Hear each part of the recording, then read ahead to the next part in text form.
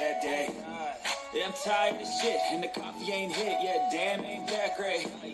I don't want to go to work, cause my boss is a jerk, and I'm not even that paid. I need a change in my life, cause I don't feel alive, and there's nothing that makes me happy. Hold my beer for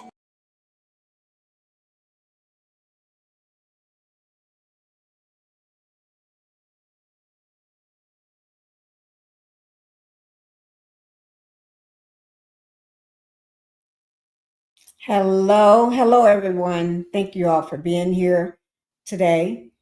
Today is Monday, August the 11th. Oh gosh, Monday morning. Well, Monday afternoon is morning to me because the time I get up. But thank you all for being here. Like I say, I have to dress for the chillness in my house. It's cold in here.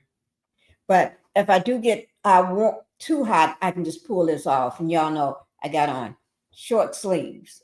So me sitting here with short sleeves on, I get cold fast, okay? But at least I can pull it off when I get ready. All right. Thank you all for being here. Let me get everything situated. And get my phone put up over here so I can see it. Thank you, everybody, for being here. I'm just trying to get everything situated. Get the room situated. That's all I'm doing. Trying to get this room situated because my baby girl came in here and got everything. What did she do? Everything? Let me just go check because I just want to make sure everything is like it's supposed to be. Let me see. No, she missed a few things. Let me get it, guys. She just only missed a few things. Let me get over here. But I'm so glad everybody is here. Okay, I got it all situated now. Thank you. Okay, I got it all situated. Okay, everything is situated now. I just want to make sure I got my drinks both here. My lemon water, in here, and my whatever this is in here.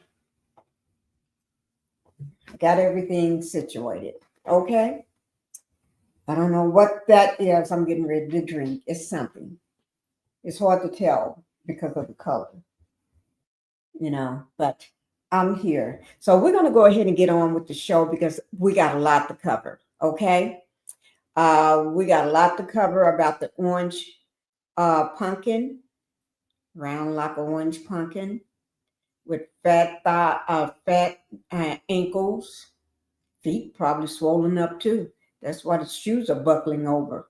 But the fat ankles and the makeup on and the orange dye or tie or makeup around the face and the orange hair. Maybe I should dye my hair orange and see what I will look like. But I don't think so anytime soon. So we ain't going to be doing all that. But let's get on with the matters, the house rules, and then we'll see who all is here. Okay? Welcome to the Pink House, everybody. That means everybody. Okay? Yesterday, I only had to block one person. Only one person. And that person, I never told them I was blocking them. I just did it because they came in with some nasty, nasty stuff. One thing you don't talk about. You don't talk about my President Barack Obama. You get blocked quick. Don't ever talk about him. You talk about him, that means you're talking about me. So I blocked you quick. I didn't even tell you. I just blocked and just kept on never mentioning it to nobody. Because one thing you don't do, you don't talk about him. Okay? You're talking about anybody else, but you don't talk about my Obama. Ooh, Lord, I need to brush my hair. All my hair. See y'all out here? I didn't brush my hair this morning. I just threw the hat on and didn't know all out here it needed brushing. We can just rub it down. Them the edges sticking all up out of control. They need some gel on them. Ooh, Lord, we ain't gonna talk about that. I didn't even know they were sticking all up out from under the hat like that. But that's okay. Oh, that do work. They do work. You rub your hand on it long enough, those edges go laying down. Yeah, lay them edges down. They start laying down. Okay. I thought if I just throw the hat on, you won't see them looking like that. But anyway, make sure you hit that like button. Hit that like button, guys.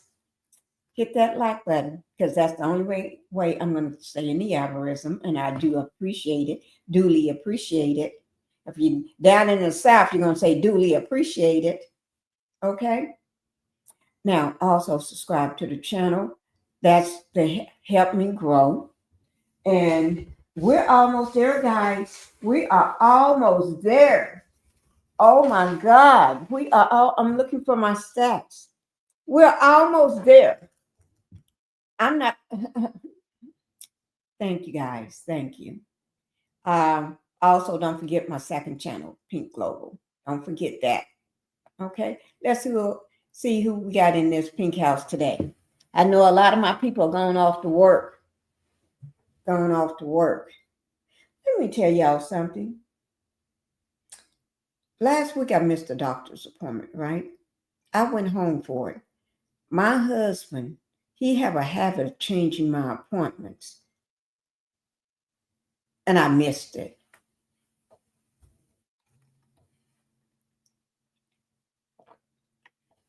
Well, I don't want no lemon water right now. Oh, Lord, I want the other stuff, but I got to let this. I didn't want no lemon water. So I called him this morning and rescheduled that. So I got to drive 3 hours to my doctor's appointment tomorrow. That's at home because I'm here. So I got to go back to the other house tomorrow. I'm just going there, driving 3 hours down there for that appointment. And then I'm going to stay for a little while, play with my baby, play with my dogs, catch a nap, maybe a 1 hour nap or 2 hour nap. Try to get Phoenix to lay down with me so he can nap with me. I sleep better when he's laying down with me. I sleep like a rock anyway. Phoenix laying with me, I sleep like a boulder. Because I know I got my heart right next to me then. But anyway, so I got to drive back. I'm going to drive down there. I may leave this evening, or I may just wait until first thing in the morning, go down there for my appointment, do the appointment, spend a little time with my baby and my dogs, and then I'll come back. Check on the horses too while I'm there. They don't miss me like the dogs. But I'm coming right back. So I'll be back here so I can do a live that night. No, I'll do a live in the morning before I leave. I'll do my live in the morning before I leave.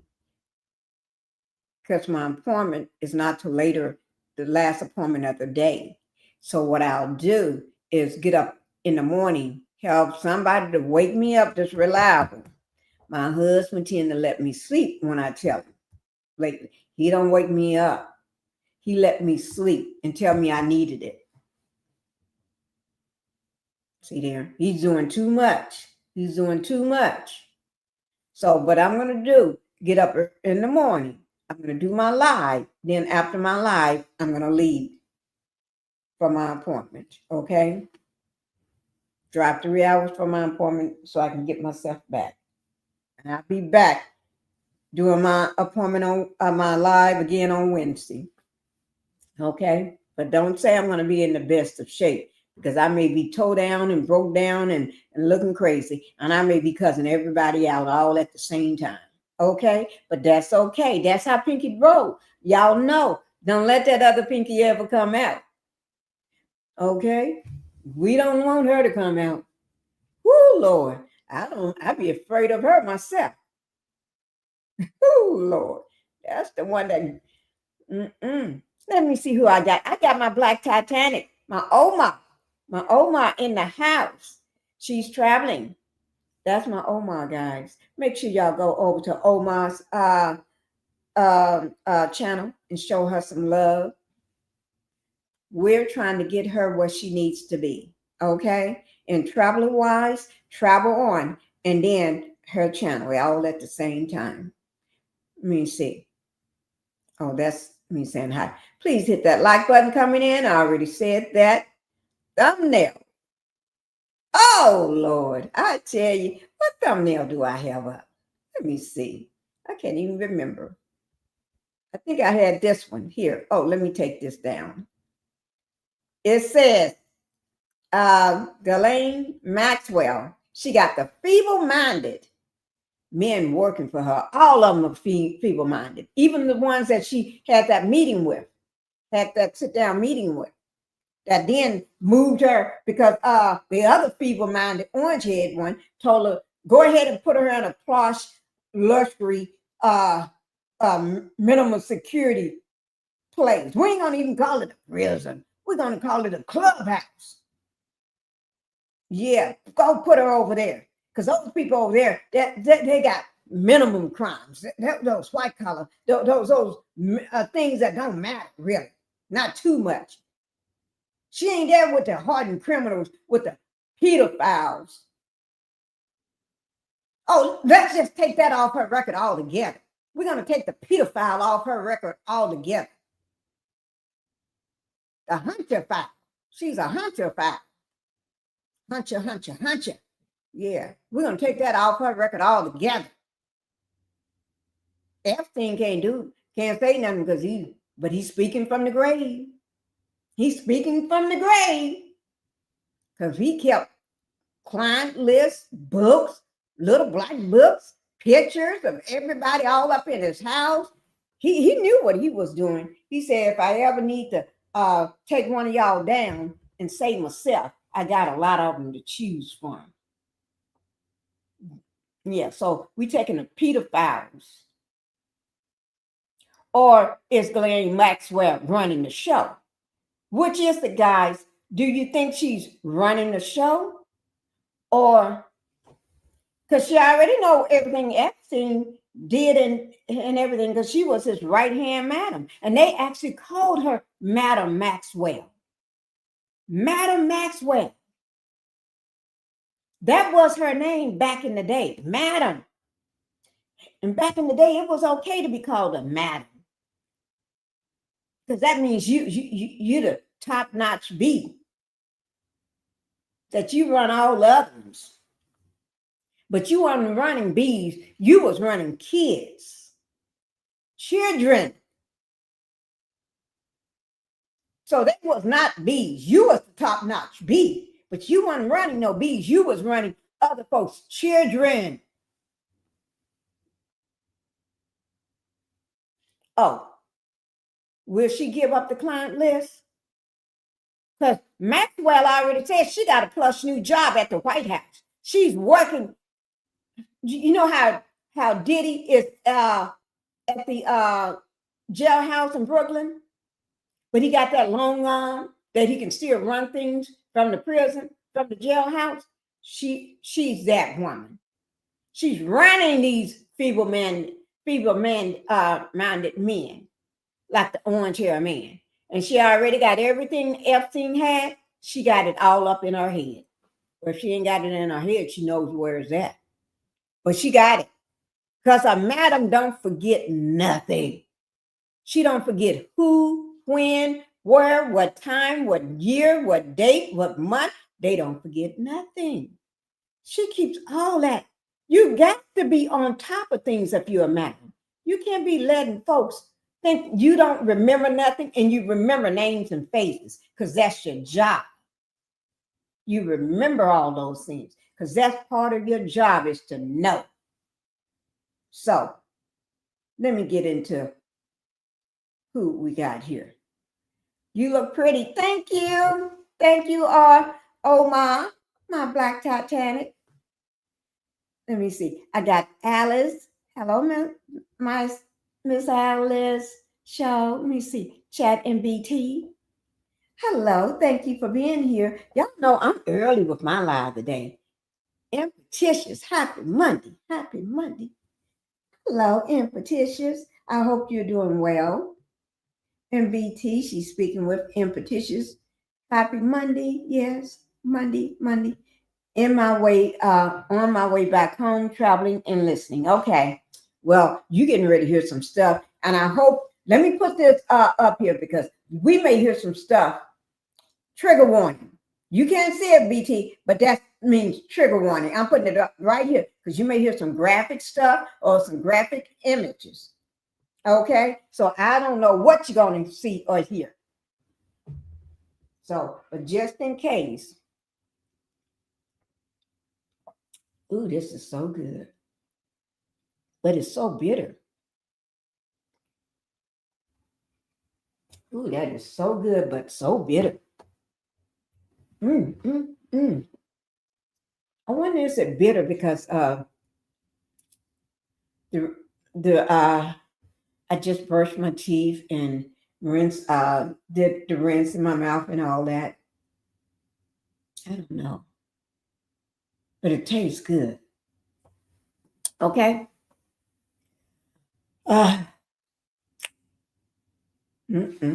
Okay, here we go. We're going to go ahead and get on.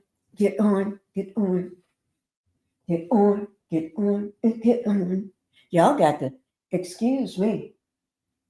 Let me get my thing and do a clap.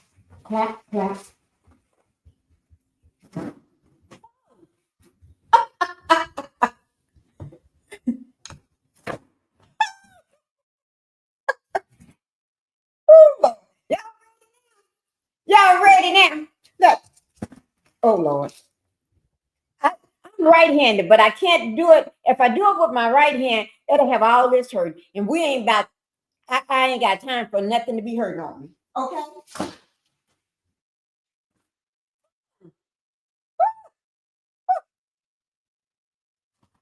Oh, Lord. I got to practice more. Okay? Oh, Lord. I got to practice more. You know, I can't stay still in one seat for a long time because I'm so hyper. And then I eat all this sweet stuff and junk food and sweet this, and it has me like bouncing off the walls. That's why I'm trying to stay seated so I don't hurt myself. I even told my husband I would never hurt myself again. That's my goal in life. Never hurt myself again. Now I'm not breaking no more bones. I'm not falling and nothing. Because I can break 2 and 3 bones a year. Just because I'm not still. I'm climbing up on stuff. I'm doing everything. I'm slipping, I'm falling and tripping. And boom, boom, boom, boom, boom. And let me tell y'all something. I have not gotten over it. I suffer every day. So do not be like me. I suffer every day from that fall from that fence. Remember I told you, I climbed over the fence and I fell getting onto the property. Then I had to get back over the property to get back into my car. So I climbed back over the fence and then fell again. And this time on the driveway, which is concrete, my knees, my hands, I fell. And then when I hit the ground real hard, then I fell to the side. Thank God I fell on this side and not this one. And I told my husband, it takes time for it to get better, but it's not getting no better. It's not getting no better. And that I may have to see somebody. I really may have to see somebody. I don't want to go see nobody because then I know what they're going to tell me. I got to go through physical therapy. Or something is, I don't want them to say anything. So every day, y'all, I should be looking like, let me show you what I be doing. I should be looking like I can do all this here and do this here and do all this here. Yeah. Mm-mm. And shake that little booty. Shake that little booty. Yeah, be looking like when I get through,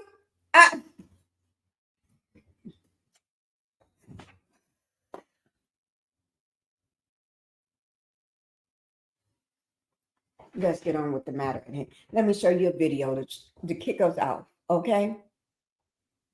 Because I ain't got time.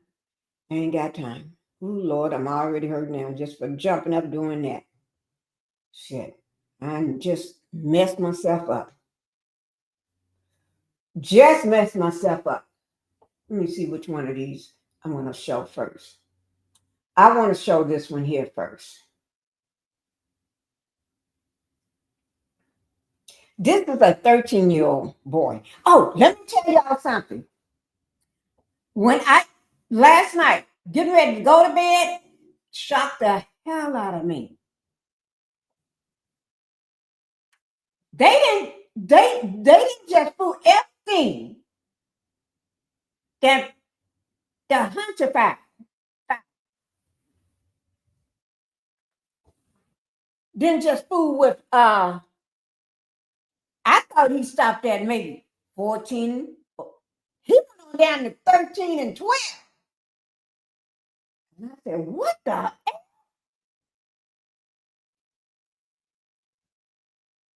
Oh my Lord. We was talking about there's no low this man would not go to. No low that he ain't gonna go to. Where's the fans at, Pretty Pinky? Are you talking about this Alice? This fan? Or my fans? That one, that's that. I'm not left-handed, so every once in a while I mess it up. But I'm gonna learn when my right hand gets better, I'll do it better. Hi, Carlton. Thank you for being here, Carlton. Thank you for coming in. It's Monday morning, and you're just in time. Y'all just in time. This will be the first video that I'm doing right now. Okay. This young boy is 13 years old. He got more smarts than Donald at his whatever 80 some years old. That he's still a fool. He's still feeble-minded at 80 some years old. This kid got more sense than people that's 75 years old. Done. He needs to run the country. Just go ahead and just put on your suit and you can go on in the White House. I would rather listen to you than listen to that fool. That's why I don't listen to that fool, that feeble-minded orange head pumpkin. I don't listen to him. But I'm rooting for this young boy. This young boy needs to be running something. He already got it right now. He is ready. Let me he's 13 years old. Let me do the first one first. Here it is. Y'all. Some people don't need to be put in a chair because he is effing up the White House. He is turning the shit down, upping it up, making it look like crap. Because you know he ain't got no darn taste. He want everything gold. Everything. He needs somebody to sit his butt down. Okay, this is a 13-year-old guy, young boy. I've listened to him a couple of his videos. This little boy has got it going on. He got it going on. Here we go. Let me just turn it up just in case if y'all can't hear, because I want to make sure y'all hear him. And he goes viral for taking down the orange-haired man on social media. He takes him down. Like, here we go. The children are the future, but we definitely have to teach them well. And as a parent of 2 teenagers myself, I'm proud to say that I talk about politics with my kids all the time, and they have seen the obviousness of the truth all on their own. And I get so irritated when people say that, all these kids nowadays are so lazy. They're a bunch of uninformed zombies that spend more time on their screens than they do paying attention to politics or fighting for what's right. Well, I would like to highlight a 13-year-old kid who is more informed than a lot of adults I know. And this kid truly is the future. So hit subscribe to Really American Media and get ready to laugh, cheer, and feel inspired about the future of America. Meet Tristan Ryan Perkins, a self-described presidential hopeful and woke political activist. And if you like him already, just wait till you see this kid in action. I mean, seriously, I'm not worried about AI taking my job, but I'm worried that this kid will, and I love it. Yes, damn right, kid. Tristan is on fire. Most kids don't even know who Chris standing up for our neighbors down south. It seems that whenever liberals praise another country or criticize America, we're told to leave, to go live somewhere else since we hate our country, which is obviously not true.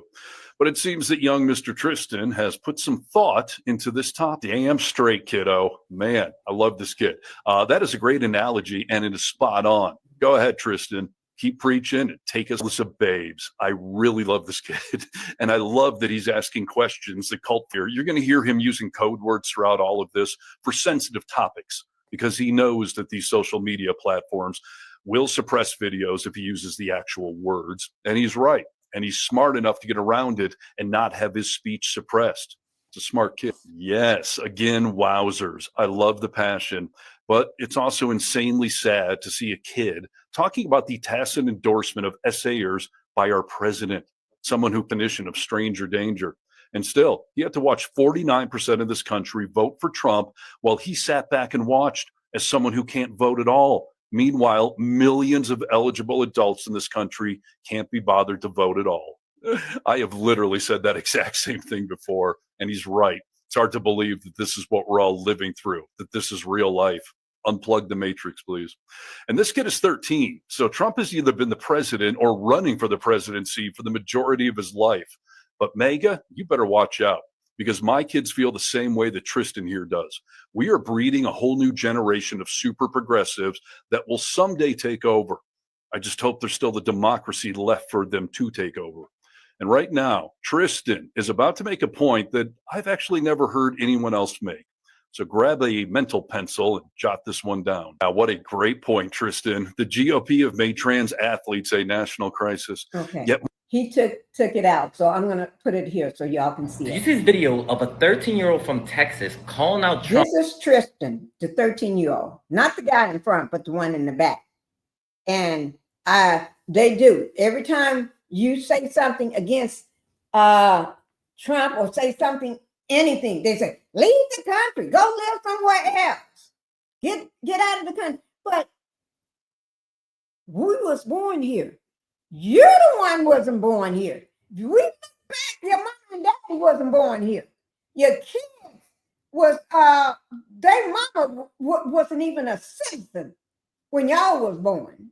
Oh, so technically, the whole family can go. The whole family.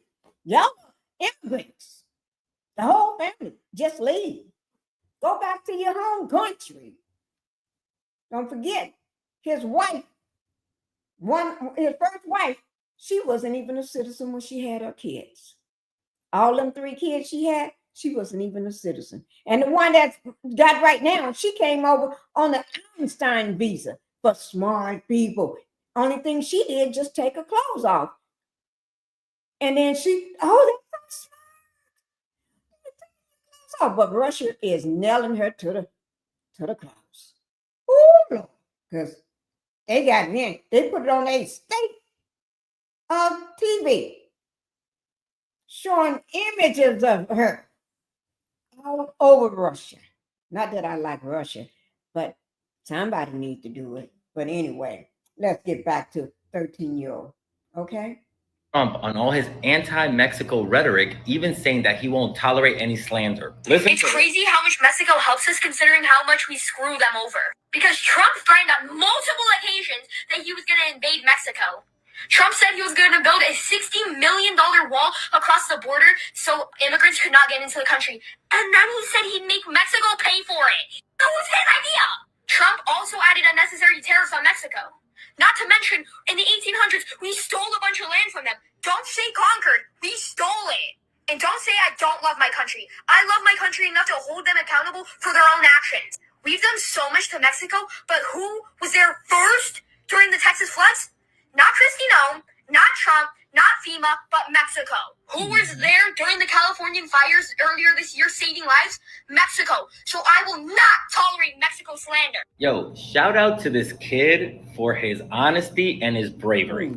This is 13-year-old Tristan. He wants to be the president one day, is a fan of Tyler, the Creator, and yes, he's woke. And about that woke part, that was something that was actually referenced a lot in the Trump South Park episode, where the people of South Park are tired of being called woke just because they care about people. And just like Tristan is showing here, I think we're trying to redefine the meaning of that word, that it's about caring about people, knowing the real history, and not trying to demonize a community. Like Tristan said, a community who is helping others, and also knowing the real history and trying to hold your government accountable is a good thing. Seriously, this is Trump's biggest nightmare, is people just realizing that having love, compassion, and critical thinking is actually a good thing. Seriously, shout out to Tristan for his passion, and hopefully he's inspiring other kids his age to do some research and start really thinking and start moving away from that ideology that Trump and his supporters have.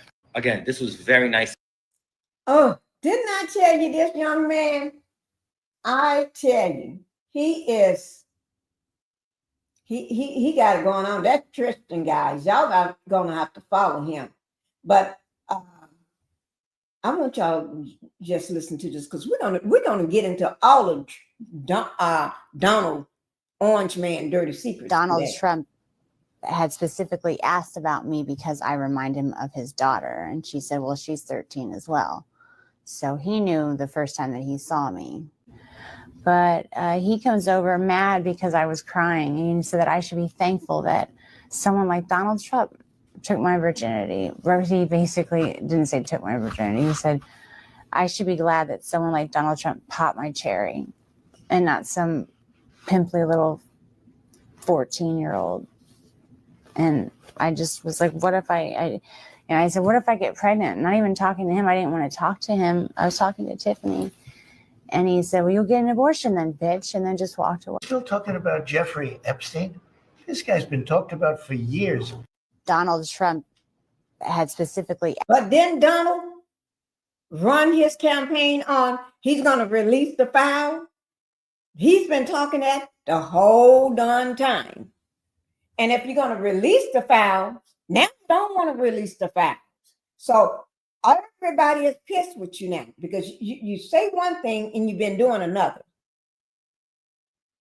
Which is it? Girl, these these edges all popping up is getting on my nerves. I'm looking at myself. These these edges, I should have laid them down. They popping off from out of the hat, making me look like I didn't comb my hair, which I didn't. So it's telling out. It's telling. Oh, y'all lay down. Okay.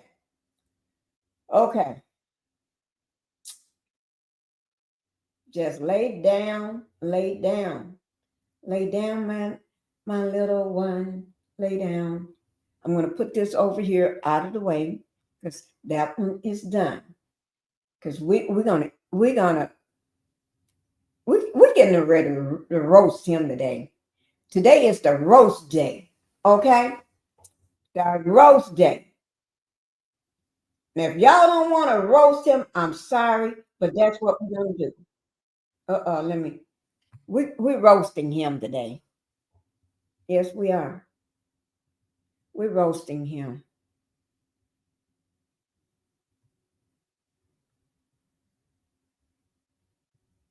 And then I want to show you all something that he's been talking about today. Okay, we're going to get into something from today. This new clip of Donald Trump speaking at a real estate event in 2006 is Watch sickening. this. He tells a story about a 17-year-old who applied to be a waitress for him. She had no experience, and his team warned him of this. But he gave her an interview anyway because she was, quote, so beautiful. And then he gave her the job just because he thought she was beautiful. Watch this. I had a case. It was very interesting. Watch how he grab up on. 17 or 18 applied to be a waitress. She's so beautiful. She's like a world-class beauty. I'll play the next part of that clip in a second, but I just wanted to say how Watch sick how it he is that grab an old up on. man is talking this way about a minor. In this next clip, you'll see him admit that he only hired her because of how beautiful she is, even though she had a lack of experience. Then at the end of the speech, he even goes on to say that young girls are to him like alcohol is to an alcoholic. Ooh. I interviewed her anyway because she was so pretty. And I said, let me ask you, do you have any experience? She goes, no, sir. I said, when can you start? What's even worse is the fact that the audience is just laughing about this like it's some I sort don't of think he mean, do you have any experience in work? He don't care about that. Think about it. A grumpy old man. Do you have any experience? He ain't caring about that because he already gave her the job because she's beautiful. No dig into that 17-year-old because she's a child. But when you got a grumpy old man, feeble-minded, he talking about, do you have, when he said that, you got to take it a step notch further. That he's meaning, do you have an experience in being with another person? And when she say no, oh, that makes his day. That makes his day. She don't get it, but the Petters get it. The Petters know what he's talking about. That's code word. Do you have any experience? Just like the Jeffrey, just like the Ghislaine Maxwell, just like the Dickler, just like all them other ones that be fleeing and out of the country because they know they got caught. It ain't a joke. This is an old man talking about how obsessed he was about a minor's appearance. And the fact that he personally interviewed her alone in a room makes this whole situation much worse. This whole thing isn't just inappropriate, it's predatory behavior. It's objectification, it's power imbalance, and it's a perfect snapshot of how Donald Trump views women as objects, not people. It seems like nearly every single day, more evidence is released that shows the type of person Donald Trump is. When will you guys believe him? When someone tells you who they are, believe them. This new clip of Donald Trump speaking at a real estate event in 2006 is sickening. He tells a story about a 17-year-old who applied to be a waitress. Okay. Now, let me say this. I was talking to someone today. They asked me, did I hear about what's going on in Washington? And before they could finish telling me, I said, oh yeah, I heard about that. That he's deploying these troops and everything. Okay. He's trying to do to Washington the same way. You got to remember, he looks at the governor when he deploys these troops to these different states. He looks at the governor. Texas, because we got racist, I can't stand him. Y'all know who I'm talking about. Always sitting down. But anyway, I can't stand his nasty ass. Oh, he makes me sick to my throat. Makes me want to puke. Make me want to throw up. I think everybody's been wanting to throw up this week. But anyway, he's talking about doing that redistricting and stuff. Okay? Y'all know why. But we're going to get to that later. Let's talk about what, because someone brought it up to me before this morning. I'm going to, and asked me, did I know about it or was I going to bring it up? And I said I would. Okay? I was going to do it anyway. I already had it loaded on my agenda for today. So let me just move that out of the way so I can get to it. Let me just find out which one of these is it.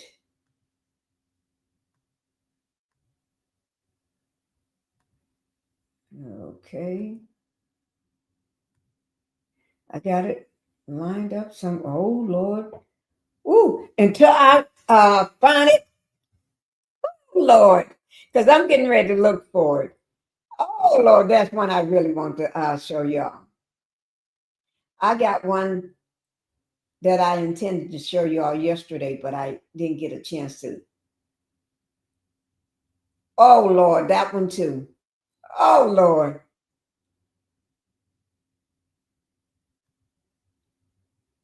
Okay. Okay. This is Trump. I don't know. Have y'all seen this speech today? This is the speech 3 hours ago. Okay, 3 hours ago. So if you have not seen it, put a if you have seen it, if you have not seen it, put a 1 in the chat. If you have not seen this, put a 1 in the chat. Put a 1 in the chat if you have not seen it, so I know who haven't seen it. And everybody, make sure y'all hit that like button. If you're in the bushes, come on out of the bushes and hit that like button for me, because I need that like button to be hit. I need that like button to be hit. Yes, I do. Yes, I do.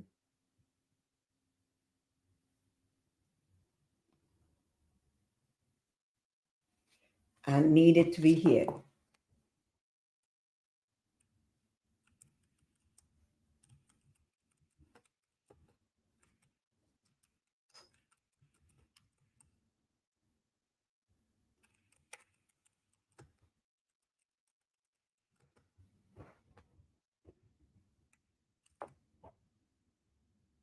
I need that like button to be hit. Okay. So if y'all can go ahead and hit that like button so we can get on with the matter at hand.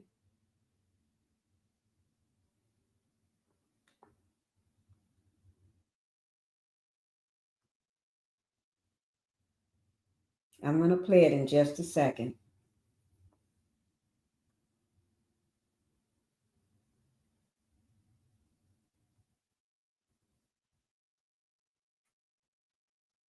I'm just checking on something. Okay. Okay. Here we go. This is what he said this morning. The man, he's feeble-minded. That's in my opinion. He's a feeble-minded old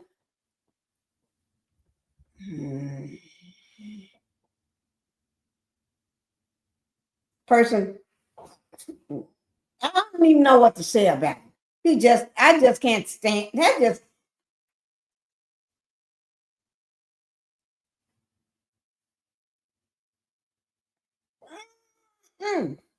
We're going to talk about that. We're going to talk about that odor. I was going to bring it up yesterday and I forgot. We ran out of time. So when I run out of time, I just run out of time. Okay. So here we go. We're going to go ahead and talk about this feeble-minded food. Y'all know I'm right. And this was held today. This is with CNN. I'm going to do this so I won't forget who it is with. This is with CNN today. I've been up here a lot. I've never seen a crowd like this. I think we need a ballroom, and that's happening. It's going to be a beautiful ballroom. This is really a lot of people, most I've ever seen in this room. And we're here for a very serious purpose, Something's out of control, but And y'all notice he always starts with beautiful. Everything is beautiful. Beautiful. Young teenage girls, beautiful. His daughter, beautiful. Her ass is beautiful. He wish he can sleep with his daughter if that wasn't his daughter. Beautiful. A petter like Maxwell and Jeffrey Epstein, beautiful. Everything is beautiful. His big swollen ankles, beautiful. Oh my God.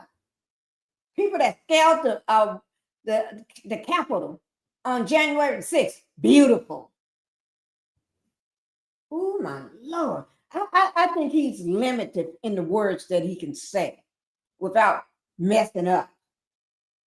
But this is from the day, guys. So just watch all the screw ups and watch all the shit. I mean, the stuff that he's saying. We're going to put it in control very quickly, like we did on the southern border. I'm announcing a historic action to rescue our nation's capital from crime, bloodshed, bedlam, and squalor, and worse. This is Liberation Day in D.C., and we're going to take our capital back. We're taking it back. The mayor have never asked for to take the Capitol back. The mayor said the crime rate is down. I think it's 3% or something like that. The crime rate, no, in the last 3 decades, whatever she said. But anyway, the crime rate is down. The mayor don't need no help. He just don't want to drive through D.C. looking at homeless people like they are filth. And then he want to be able to send those people that he got dressed up with the mask. And like I said, those ain't nothing but the January 6th people, in my opinion. If I'm wrong, I'm wrong. Okay? But I ain't taking it back right now. But anyway, he want to be able to send those people in too. He talking about to get the criminals. How the hell you know who is a criminal unless they go to jail for a crime, get locked up for a crime? I tell you, this man don't make no damn sense. He's feeble-minded. Under the authorities vested in me as the President of the United States, I'm officially invoking Section 740 of the District of Columbia Home Rule Act. You know what that is? No, we don't. And placing the D.C. Metropolitan Police Department under direct federal control, and you'll be meeting the people that will be directly involved with that. Very good people, but they're tough. Oh, shit. Don't tell me he's saying that word again. Very good people. When we hear very good people, that's code word for we got white people that's on. If you're not white, you get arrested. If your skin is brown, you get arrested. If your skin is darker than dark, you get arrested. Leave DC alone. Ain't nobody messing with DC. DC is good. He just he's trying to become a dictator. And he's taking state by state. If it's a Democratic state, he's taking it. Y'all voted for this ninja. I vote for Donald Trump. I vote for Donald Trump. Then you cry, oh! But he did expeditiously. I need to bring her stupid self back up singing. And they know what's happening. They've done it before. In addition, I'm deploying the National Guard to help reestablish law, order, and public safety in Washington, D.C., and they're going to be allowed to do their job properly. And When you you say people do are their victims job of... properly, y'all got to listen for these code words. That means they can arrest you and ship your ass off with no due process. Your family ain't going to hear from you. They're not going to give you a chance to make a phone call. Due process. Y'all got to listen to these code words. This fool is telling you he told you who he was last time, and he told you again for a second time when he was running again and lost to me. And got fed up by Putin and got fed up by Musk to be in there. Now he's telling you who he is again. Do you believe in you? You lost your farm. You're filing for bankruptcy. You live on the farm as your house. So therefore, when you lose your farm, you lose your motherfucking house, fools. Y'all farmers believe that shit, and now you see what's happening. You voted for his ass. Now he took all your workers away from you, and you can't get out there and work because you don't know how to do the work. You can't get out there and do the work because you don't know how to do it. You voted for him, you got him, so take all of them that voted for you. I guess their family's going to learn a lesson next time, but it may not be a next time, because if he's trying to change the Constitution and everything else and make sure that there's no more elections, then y'all got this ninja for a long, long time. I didn't vote for his ass. And I dared anybody in my family, we don't vote for him. You in my family, you don't get a choice of who you vote for. Because there's no way you'll vote for somebody like that in my family. Because sometimes you got to make a decision for you. And my kids are smart enough to know we don't vote for crap like that. Of it too. You know, you're reporters, and I understand a lot of you tend to be on the liberal side, but you don't want to get mugged and raped and shot and killed. And you all know people and friends. You said you can shoot somebody in broad daylight and get away with it in New York City on the streets. So, but you're a criminal though. You're a criminal. You said what you can do, and you're the only one that I know take pettiness to the heights of no return. Somebody say something that you don't like, or something about you they don't like you, then you hold a grudge against them. You know what I'm saying? All they have to do is just say you're so smart and so beautiful, and then you just, Diddy, I bet you better go and talk about how smart and beautiful he is. You better start talking, or y'all can be roommates. Not that I want Diddy out, but that's the only way you're going to get out. But you need to stay there because you're dangerous too. Of yours that happened, and so you can be anything you want, but you want to have safety in the streets. You want to be able to leave your apartment or your house where you live and feel safe, and go into a store to buy a newspaper or buy something. And you don't have that now. The murder rate in Washington today is higher than that of Bogota, Colombia, That's a lie. Mexico City, some of the places that you hear about as being the worst places on earth, much higher. This is much higher. The number of car thefts has doubled over the past 5 years, and the number of carjackings has more than tripled. Murders in 2023 reached the highest rate probably ever. They say 25 years, but they don't know what that means because it just goes back 25 years. Can't be worse. Our capital city has been overtaken by violent gangs and bloodthirsty criminals, roving mobs of wild youth, drugged out maniacs and homeless people. And we're not going to let it happen anymore. We're not going to take it. Just like we did on our southern border. Nobody comes to our southern border anymore. 3 months in a row, we had zero. I don't know if that's right, but the people that do the work, it's a very liberal group of people, actually, and they actually said zero for the last 3 months. No. That's a lie. Y'all see that? I need to make it bigger. That is a lie. Lie, lie, lie, your pants is on fire. Lie, lie, lie, your pants is on fire. Your pants is on fire. Nobody thought a thing like that was possible. And, when you take a look at numbers, I just saw some charts. These are different cities throughout the world. Red is, okay, the red is a place called Washington, D.C. Look at these. Baghdad we doubled up on Baghdad. Panama City, Brasilia, San Jose, Costa Rica, Bogota, Colombia, heavy drugs. Mexico City, I mentioned, Lima, Peru, all. Let me ask you a question, guys. Why are we talking about those countries? Why? What? You plan on deporting people to those countries? Is that why you're talking about it?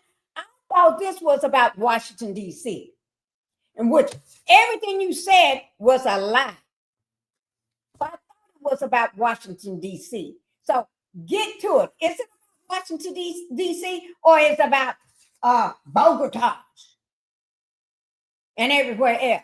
Which is it? You don't even know what you're reading.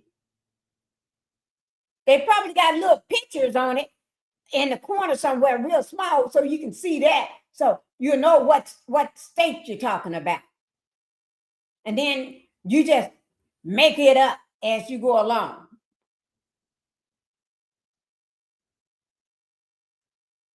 There's no reading ass. Charlie Moore, you know, this trying to bring change back, black slavery back. That is true. Welcome, Charlene. That is true. He is inching. He is got my nerves. He making me. He got my nerves. He got me hotter than a fish grease right now. And I can't even make it through this thing. I need to get through this, but I cannot stand the lies. Stop all the code words. Listen to him, guys. This is no more than code. His lying ass. Sorry about that. I ain't talking about him. I'm talking about the orange man. If he ain't orange, then I ain't talking about this one here. I'm talking about the orange man that can't read, can't do shit. The one with the fat ankles. Double and triple what they are. So do you want to live in places like that? What? I don't think so. Shut the F up for once. Talk about something that matters. Let's talk about when you're going to get those people out of the Florida swamp gates, alligator gates. Because we got a big storm going to be coming soon. We're in hurricane season. And them people need to be out of there. I know they voted for your feeble-minded self because they just as feeble-minded as ever. They voted for you and they got what they voted for. But that don't mean they need to be unalived by the alligators, ate up by the alligators and the pythons and stuff out there. Because you just want to double cross everybody that come across you. I don't think so. And I think the people in this room, if you wrote correctly, you'd see, look at the kind of numbers we have. If you DC, wrote correctly. 41 per 100,000. Number one that we can They find know anywhere in the we just world. can't look Other over cities at are pretty bad, but they're not as bad as that.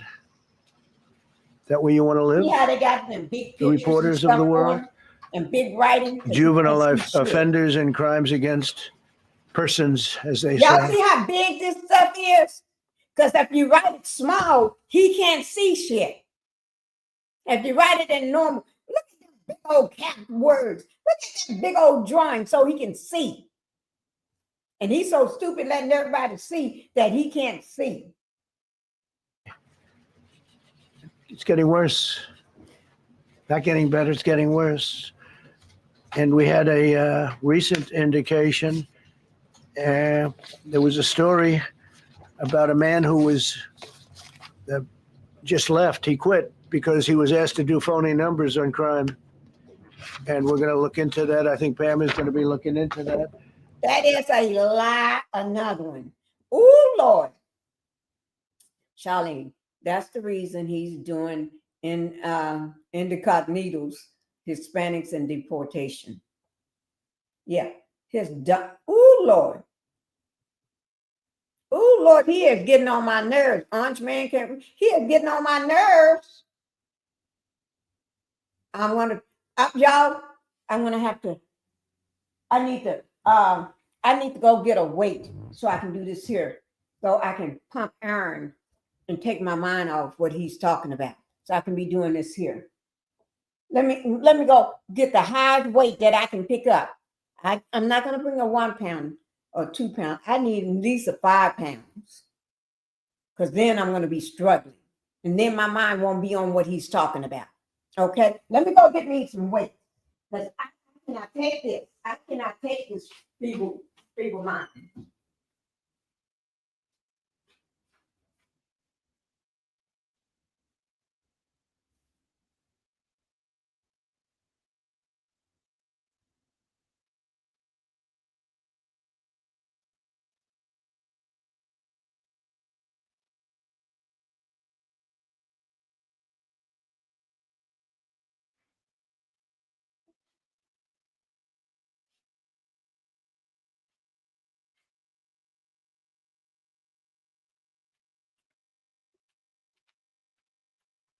Okay, I'm back.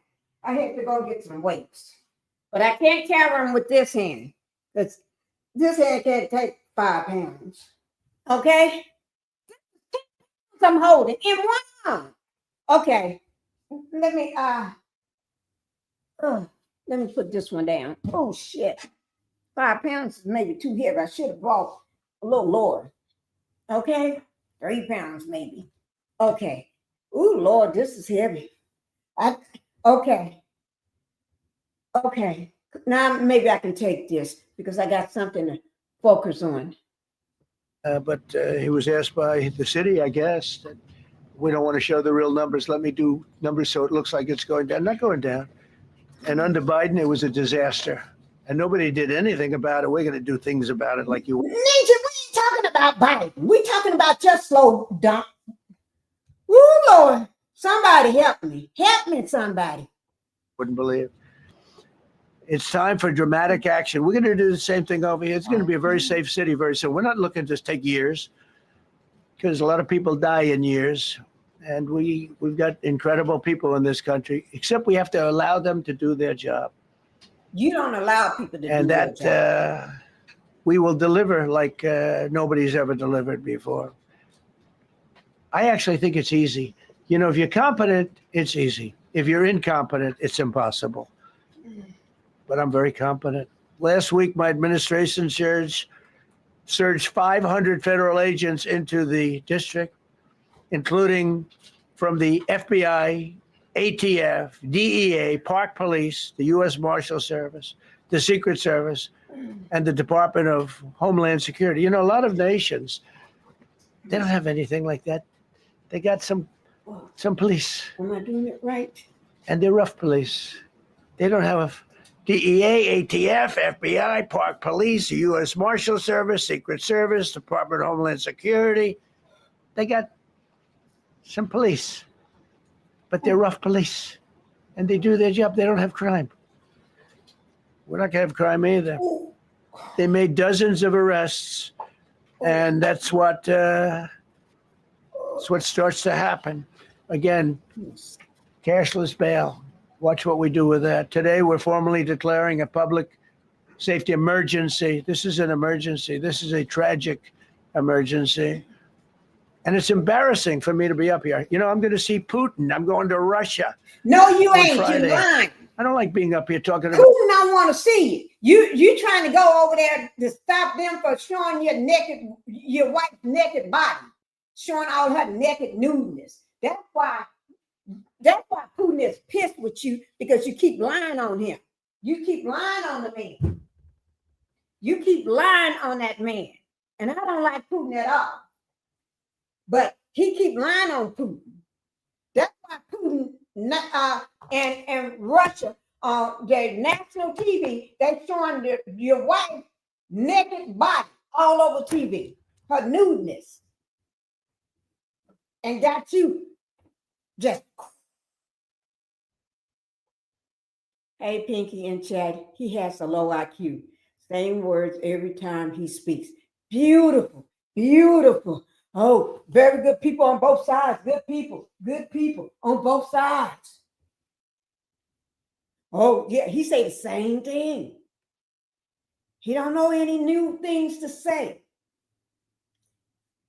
He getting on my damn nerves. That's why I'm trying to lift these weights so I can not think about what this fool is talking about.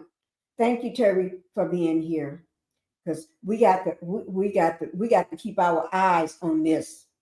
About how unsafe and how dirty and disgusting this once beautiful Capitol was, with graffiti all over the walls. It's another part of it, by the way, because we're talking about safety, but we're also talking about. He's trying to make the Capitol area his home permanently, not just for these last 3 years and 6 months that he got left. Last 3 years and 4 months that he got left. He's trying to make it permanently. So he wants everybody that don't belong or people that he don't like or don't want to look at you. He's trying to get you out of there. Y'all better pay attention. Beautification. We're the most beautiful, potentially capital in the world. We always had. But people come from Iowa, they come from Indiana, they come and then they get mugged. Not going to happen. Keep coming, because by the time you get your trip set, it's going to be safe again, and it's going to be clean very quickly. We're going to replace the medians that are falling down all over the roads. We're going to replace the potholes. We're going to put a nice new coat of asphalt over the top. He's going to make the streets all gold. Okay, the stop sign's going to be gold plated. The streets are going to be gold plated. Everything, and then the door handles on every building is going to be gold, trimmed out in gold. So he's trying to get y'all put in jail, sent to the alligator swamp, or he's trying to send y'all to one of those countries he just named,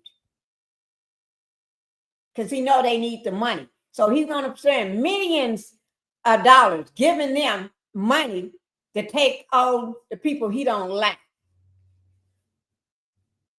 Like they trying to arrest the people in Texas, the senators and people in Texas. He's trying to arrest them. No, you can't arrest them. They're doing the same thing y'all did. Y'all ran away. All the Republicans ran away. So don't give me that bull. He wants to be king of America. Yeah, he wants to be the king, but we ain't got no king here. Okay, if you want to be a king, you should have told your daddy to name you king, so your name can be king. I'll have to rip the road out and spend 7 years building a new road because they cut everything. Because some designer said, well, we need a 1/4 inch more turn for safety reasons. No, we're going to do it right. We're going to get it done quickly. So today we're declaring public safety emergency in the District of Columbia, and Attorney General Pam Bondi, who's fantastic, is taking command of the Metropolitan Police Department as of this moment. And I'll be making the appropriate notifications to Congress and but a bunch of crap to the mayor, our new DEA administrator, who's one of the top in the country. He better be, Terry. If you're not, I'm going to get rid of you so fast. Terry Cole. Terry, thanks. Very good. We just got him, most highly recommended person. Oh, and you'll be designated as the interim federal commissioner of the. These people that he be hiring don't have no Police experience in nothing that they do. And you run them tough. They're good. You have a lot of good people. You have people that shouldn't be there. You also have people that shouldn't be there. They got in there because of war. You got to remember, these people he be hiring have no experience whatsoever. They don't even be knowing what they're doing. None have experience. That's the case. If you want a job at the White House, all you have to do just say how beautiful he is and that he's your best friend and you want to be his friend and that he's doing a fantastic job and that, boy, you read more books than I have ever read in my life. Things like that. And boy, you always smell so good. You don't stink like everybody say you do. You smell good. I don't know why they saying you stink all the time, that your odor is so pungent that they turn their nose, turn their head every time you come around. Just say, oh, you smell so good. You're just so good looking. You're just so good looking. You get a job like that.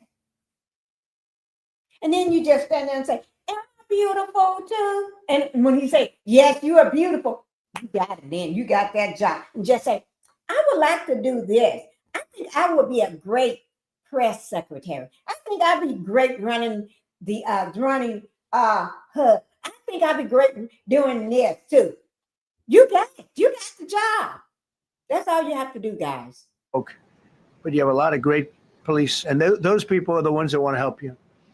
Pamela, it was more than an hour. He started this news conference, and it's been going on, answering a bunch of questions. Yeah, and this is significant because what he announced today is a federal takeover of D.C. police and deploying the National Guard. I mean, this is, as far as I know, unprecedented to hear it. National Guard and potentially other U.S. military troops down the road. Exactly, and he made it clear that this could just and be what he's doing. He's going to send his militia in there. Y'all think I'm running all over the street acting crazy and a fool. Police ain't gonna have.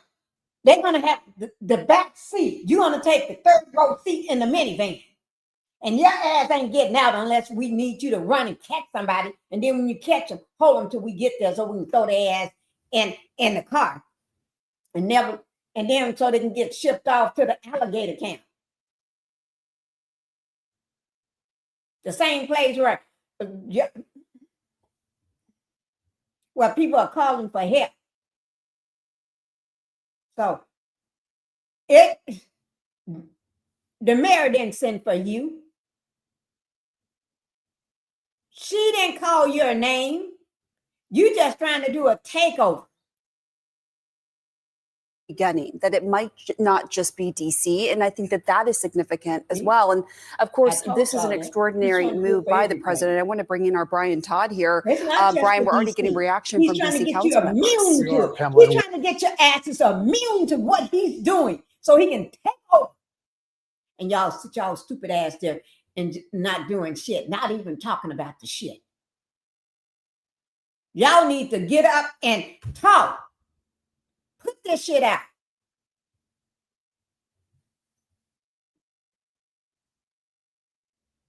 Well, this coming into CNN from Councilmember Charles Allen of the 6th Ward in D.C. His post is, quote, "The president taking over local control of MPD and putting the U.S. military onto the streets of D.C. under the guise of public safety is wrong. It's an extreme, outrageous, and dangerous move for our city and the safety of all of our residents." He's the first city council member to react to this whole thing.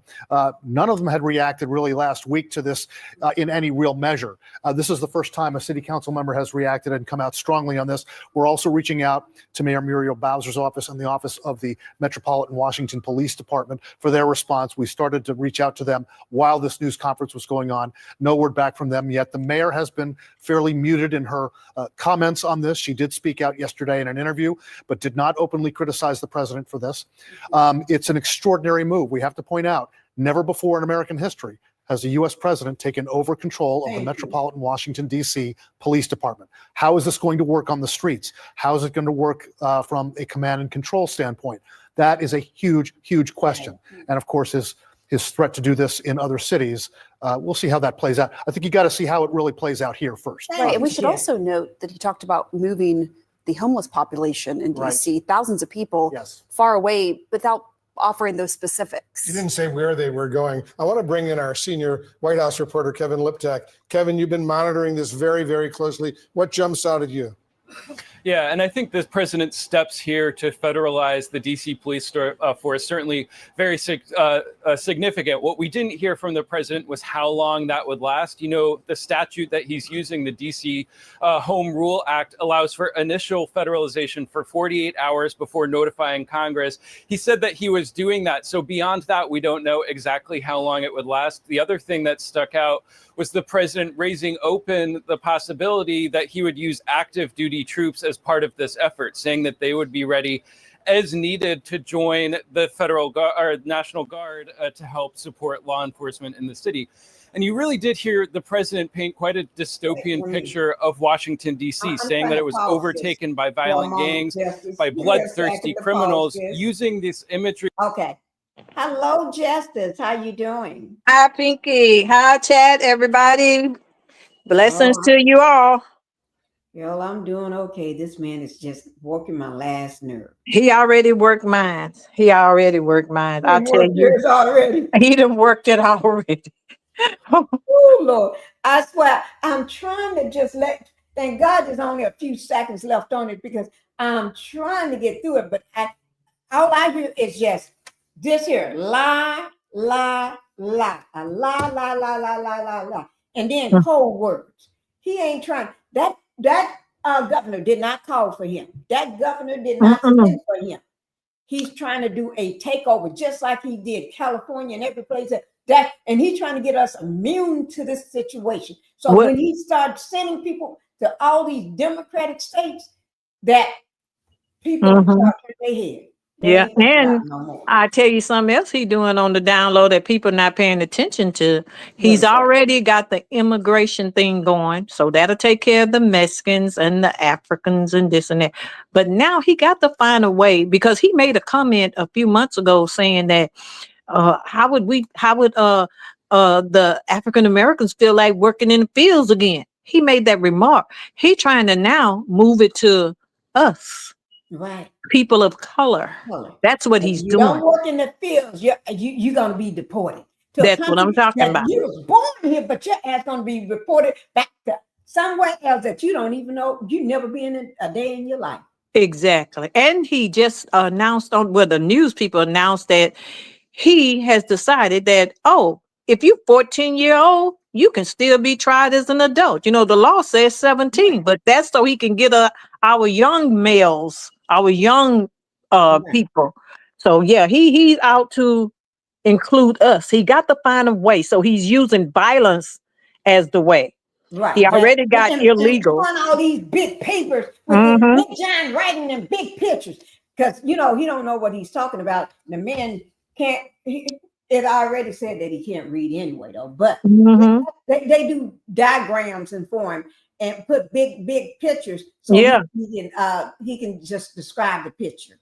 Yeah, he was at a talk or whatever he want to call this get together he had a week or two ago, and he poo-pooed on himself. And the people, the camera hit the man behind him, and their faces, I'm talking his so-called friend, their faces begin to frown up. They say he done used it on himself. This man is mentally in trouble, and he's taking us to hell. He's feeble-minded. Yeah. He's feeble and evil. I already said he was feeble-minded right there. Ghislaine Maxwell, she's the one running these feeble-minded men. He's feeble-minded, and he got all these other feeble-minded men that's working for him that's scared of the feeble-minded men. So they all just working for somebody that's stupid and don't know what the hell he's doing. Yeah, and the reason why they're doing it is because everything that he does to increase prosperity is for the wealthy, and the evil, these people that are obeying what he say, they got money. So their taxes, their stocks, their homes, their mansions, their yachts, they get tax breaks. They get right out. They own properties. They own businesses. All this stuff is what he's doing to make their life better. So they're obeying his every command. Right. And let me tell y'all something. One thing y'all do not realize. These big businesses is coming in. They're buying those properties when they foreclose on. Because I've been following a lot of foreclosures, right? Trying to get my hand on a couple of them, but not for the reasons that they're doing, right? But I've been following them since I would say the end of last year or beginning of this year. And then they're trying to get their hands on as much land. If area got a good location and it's filled with what he want to call people from places he don't like, they run you out of there, arrest everybody, get rid of all of y'all so they can have that location, tear everything down, or buy your properties and stuff, buy all the properties or buy land. What they trying to do, once they finish buying America, they want to buy everything. They want to buy your business that you're losing now because of the terrorists, that you're losing that you can't help. And they want to buy those farms, those farmers that voted for him. They're losing their farms. They're filing for bankruptcy. They're losing. And those homes that they live in on that farm. So when they file for bankruptcy, once asked, if I file for bankruptcy, because all of his workers been gone, and now they're down to the point they need to file for bankruptcy now because it's hard. So if they file for bankruptcy, that means he can't live in his house? That means when you file for bankruptcy or you let the bank come and take your farm, that house is on that farm. That's right. Your house. So you ain't got nowhere to live, and you voted for this man. You voted for him, and he said he was going to get rid of all those Mhm. Mexicans and Cubans and this. Mhm.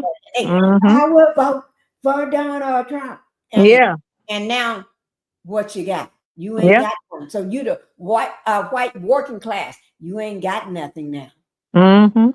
And he ain't Mhm. gonna change his mind because he never wanted you in the first place. That's why he's Mhm. so quick to turn his He just wanted that vote. That was it. Mhm. And You the don't get Texas nothing from governor, Miss Pinky, I don't know if you saw it on the news, but the Texas governor Abbott, he is Trump sent him word, get 5 more people in the Senate and Congress or however with them, so that when the election come up in 2026, we outvote the Democrats. Yeah. So I he heard immediately, he done immediately called this special session. That's why the Democrats have flew the coop and went off to Democratic states. Do you know they charge them $500 a day or $5,000 a day for being gone? I had stopped donating to the Democrats to help them because I didn't see no fight. And now since they did that and start fighting, I say, well, let me donate something to help out because at least they're trying to fight. Mhm. But they wait too late. You wait till the people lie their way in office, trick their way in office, and you said nothing. You should have been fighting a long time ago. Whatever he do, we supposed to do. He's Jasmine Crockett been fighting. A yeah, few more of them been fighting. yeah. See, now They all the start women are fighting doing now. all the fight. The Yeah, women are fighting. they fighting now. That's why No, they the women flew. been fighting. It's the men. Men takes a long time to warm up Yeah, to something. They wait till shit go yeah, shit yeah, before they do something. But women fight because we're used to fighting and taking care of ourselves. We're yeah, used to if I don't do something, this is going to affect my child. yeah, This yeah. is going to affect my grandkids. So we used to fight Mm-hmm. then Yeah. that because we know that's going to affect my household. Mm-hmm. Men, they don't give a fuck about a household. They'll leave a Mm-mm. household in a heartbeat. You have a few good men that will worry Mm-hmm. about their damn household. They'll Yeah, wait for every day. Goddamn. yeah. Don't I get tell me you, this, talking this, about this, that this, this is because I'll start. I need to bring my mind back when I start talking that shit because these people is going crazy. America is in trouble. we She are in always had trouble some because we issues and got a stuff. person that want to come here and be the fucking dictator. Yeah, And yeah. he told them, and I want to vote for Donald Trump. Ooh, Make America great again, huh? Well, here you yeah, go. This is your great America. right. It's going off in the. I ain't gonna say that. Yeah, they used a Penske truck as a Trojan to disguise themselves, let the Yeah, feds get in the back of the truck, right. ride up to businesses, churches, hospitals, wherever they see a Mexicans coming out, they grab them. They don't care if they got children. They don't care if they're American citizens. They don't care. Mm-mm. But No, you voted for him. right. You voted for Mm-hmm. Mm-hmm. it. And I've seen that. And that truck company, I forgot the name of the truck company. Penske. Okay. Yeah, they put out a statement saying Yeah, they they say did we not, didn't have nothing to do with that. right, nothing to do with it. They didn't know that a truck was being used for that That's right. purpose and That's stuff. right.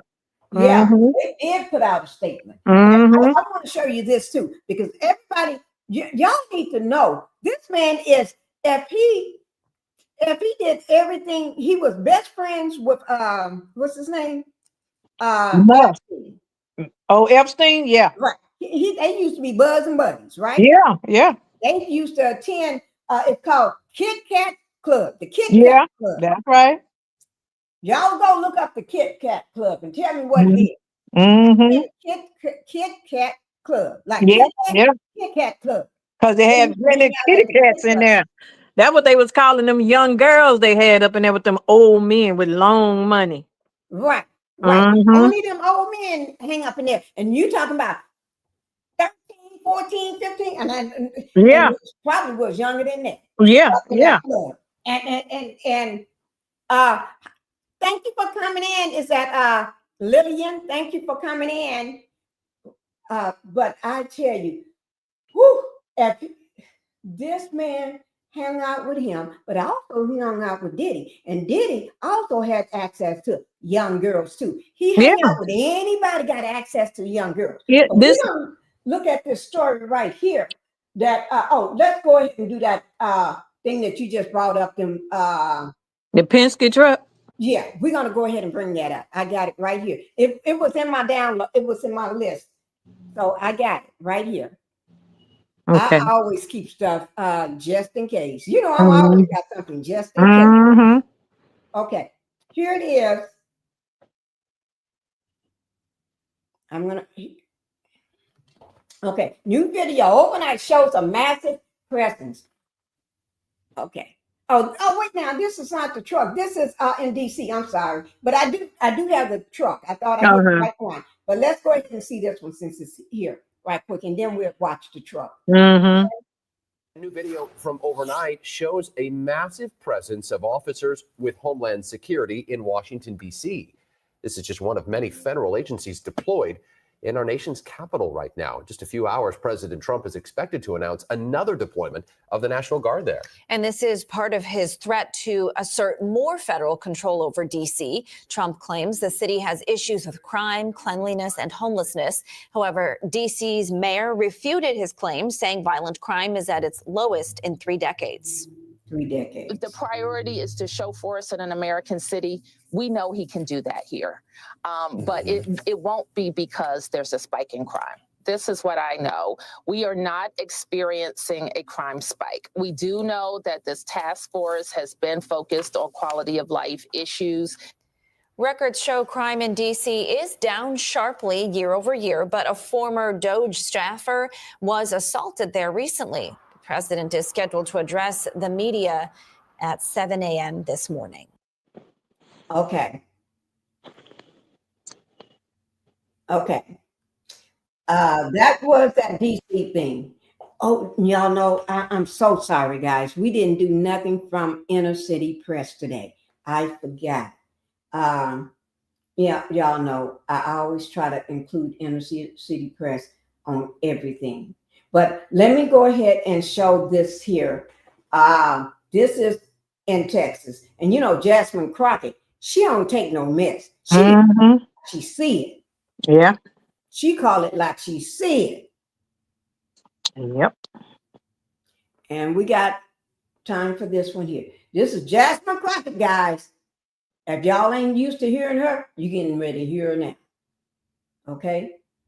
She don't take no mess. And I love myself some Jasmine Crockett.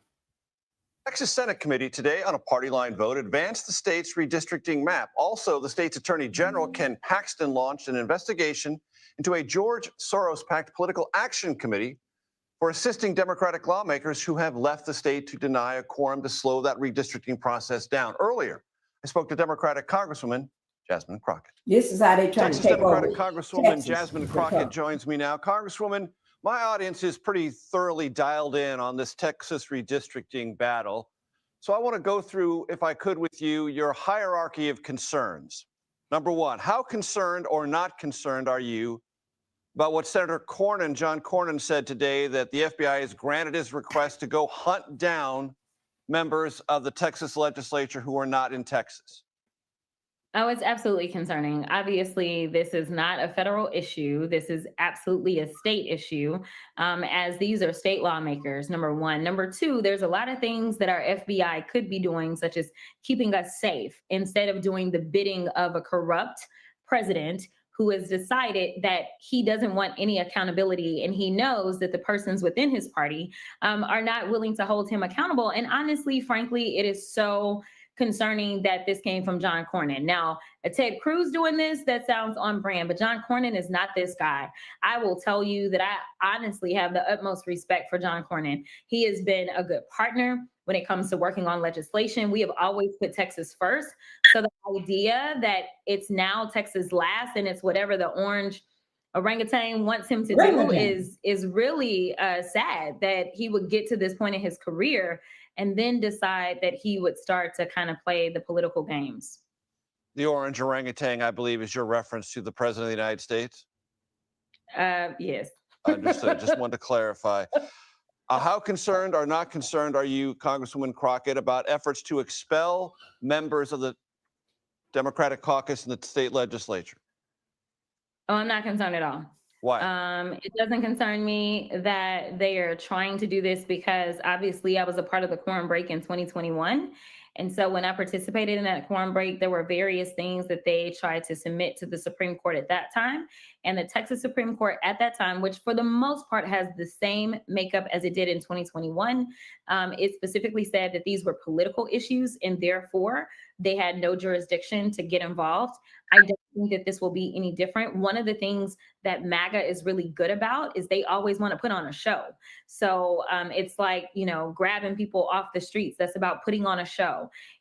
Doing things like, oh, we're going to kick you out of office is about putting on a show. I truly believe that not every portion of democracy has failed just yet. And frankly, the only part that hasn't fully kind of succumbed at this point is the courts in general.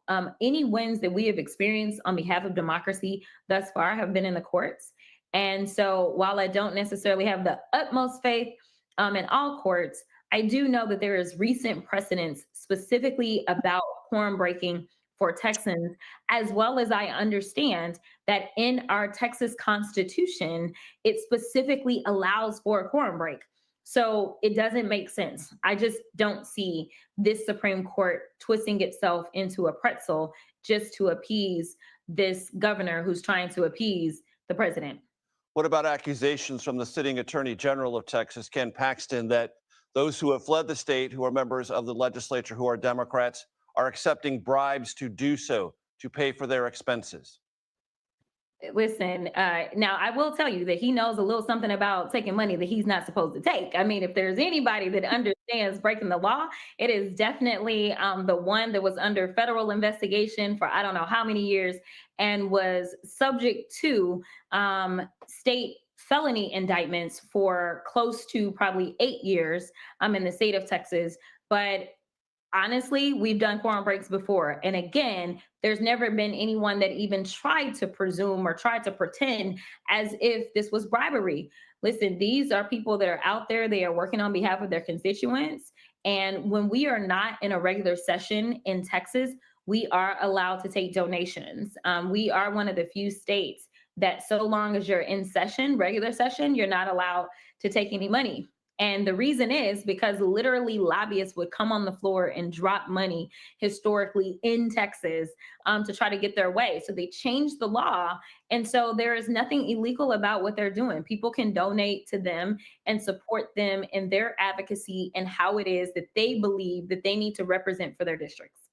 On this program last night, Brian Harrison, who is a Republican member of the Texas House, said that the Democrats who have left Texas are hypocrites, his word, not mine, because they fled to Illinois, a deeply gerrymandered state, or they fled to California or New York, deeply Democratic gerrymandered states. He listed 3 and said those are representative of flaws in the system that Texas Republicans are just trying to balance in Texas. I'd like your response. Yeah, listen, I just can't listen to any Republican right now. If you are not a Republican that had a problem with the fact that the U.S. House decided that they would go on recess for an entire month because they did not want to deal with the Epstein files, then you absolutely have no place to speak. Now, I will be honest and tell you that there were some Republicans, mostly on the federal level, that absolutely said in a very bipartisan way that they believed in the transparency and they believed that these files should absolutely be turned over to us. So all of a sudden, you want to talk about this? It's the same thing with Congressman Kiley, who all of a sudden wants to file a bill saying, hey, we can't do mid-decade redistricting only because he believes that he's on the chopping block in California if California does what they're saying that they're going to do. So here's the deal. Time out for Democrats just sitting there and being the bigger person and absolutely doing the moral thing, the right thing, when Republicans are playing with a completely different playbook. They don't know how to deal with us actually deciding that we will get on their level. And unfortunately, for the American people, that level is not an uplifting level. Unfortunately, it is very down and dirty. But at the end of the day, we refuse to be anybody's doormat. So I got news for them. I'm not going to let you walk over me, because walking over me means you're walking over and you're stepping on my constituents. And some things are bigger than any titles. And one of those things is absolutely democracy and fighting for it and making sure we do everything to preserve it, even if it means that we got to get in the mud and play the same game that y'all are playing. Congressman Crockett, you gained a lot of attention by being a rather fierce critic of the president. Some of your language in this interview suggests as much. Teddy Roosevelt told us to be in the arena means to be scrutinized and to be criticized. The New York Post has a story today that has a headline that reads, "No-show boss from hell who terrorizes staffers," referring to you. Are you a no-show boss from hell who terrorizes staffers? Oh my goodness. Listen, I know that I have arrived, honey. That is the way that I see this. Because as Beyonce says, if they're not talking about you, then obviously you must not be doing anything. You know what? This is just more slander, more nonsense, more lies. And honestly, I don't think that the New York Post would probably be the first ones to be able to figure out if I was a boss from hell. I just don't think so. I have happily served on the state level for, I did 2 years there, and now I am at year 2.5 on the federal level. And so 5.5 years in, all of a sudden, I'm this terrible person and terrible boss. Yeah, I don't think so. And ultimately, it wouldn't be the New York Post. Now, here's the reality. It is very difficult to work on the Hill, no matter who you are, whether you're a member, as you and I were joking before we got on camera about all of the scrutiny that comes with being not only woman, but being young and being a Black woman. Yeah, there's a lot of scrutiny that comes my way, and it comes my way from all different angles. But when people start talking about you, that's when you know that you are obviously getting under their skin. So I am not going to give up. There's a song that I like to quote every once in a while. It says, "Your hate is my motivation." So keep hating. All it does is motivate me to continue to do what I do, which is to be loud and proud on behalf of the American people. Texas Democratic Congresswoman Jasmine Crockett, I appreciate the time. Amen. Amen. Tell me what you think about that, Jessica. I think she's just bold and out there and don't give a damn. That's what I think. I think she bold. She got it going on. She's speaking that the Democrats have now decided you want to wallow in the mud, we're gonna wallow with you. That's what we should have been doing. Right. Eye for an eye, tooth for a tooth. Yes, yes. Mhm. We ain't taking no junk. You No more. No more. Harder. No more. If you gonna You call me names, I'm gonna call you names. That's back. right. That's right. You're gonna put us in financial and bondage and all this stuff. We're gonna find a way to put you in there too. Right. That is true. And we're gonna drag you down and do everything back. Oh my Lord, that was good. That was good. What I wanted to show too was that what Orange Man got his people doing to in Texas, and then also in Washington too. Orange Man, this is the last thing I want to do with Orange Man. I want to show you all because we've been talking about the kids, right? And his daughter is no exception. I may not be able to show it all because I'm on a time limit, but let me try to y'all just listen to it, man. You tell me this is not a heifer foul. Huncher foul. Huncher. Okay. You tell me, and if this don't make y'all crazy, I don't know what is. Y'all know. That's the wrong one. Let me here it is. Because I try to get everything out about this huncher man that I can. Look at it. They've been talking about her body since she was a little girl. Yeah.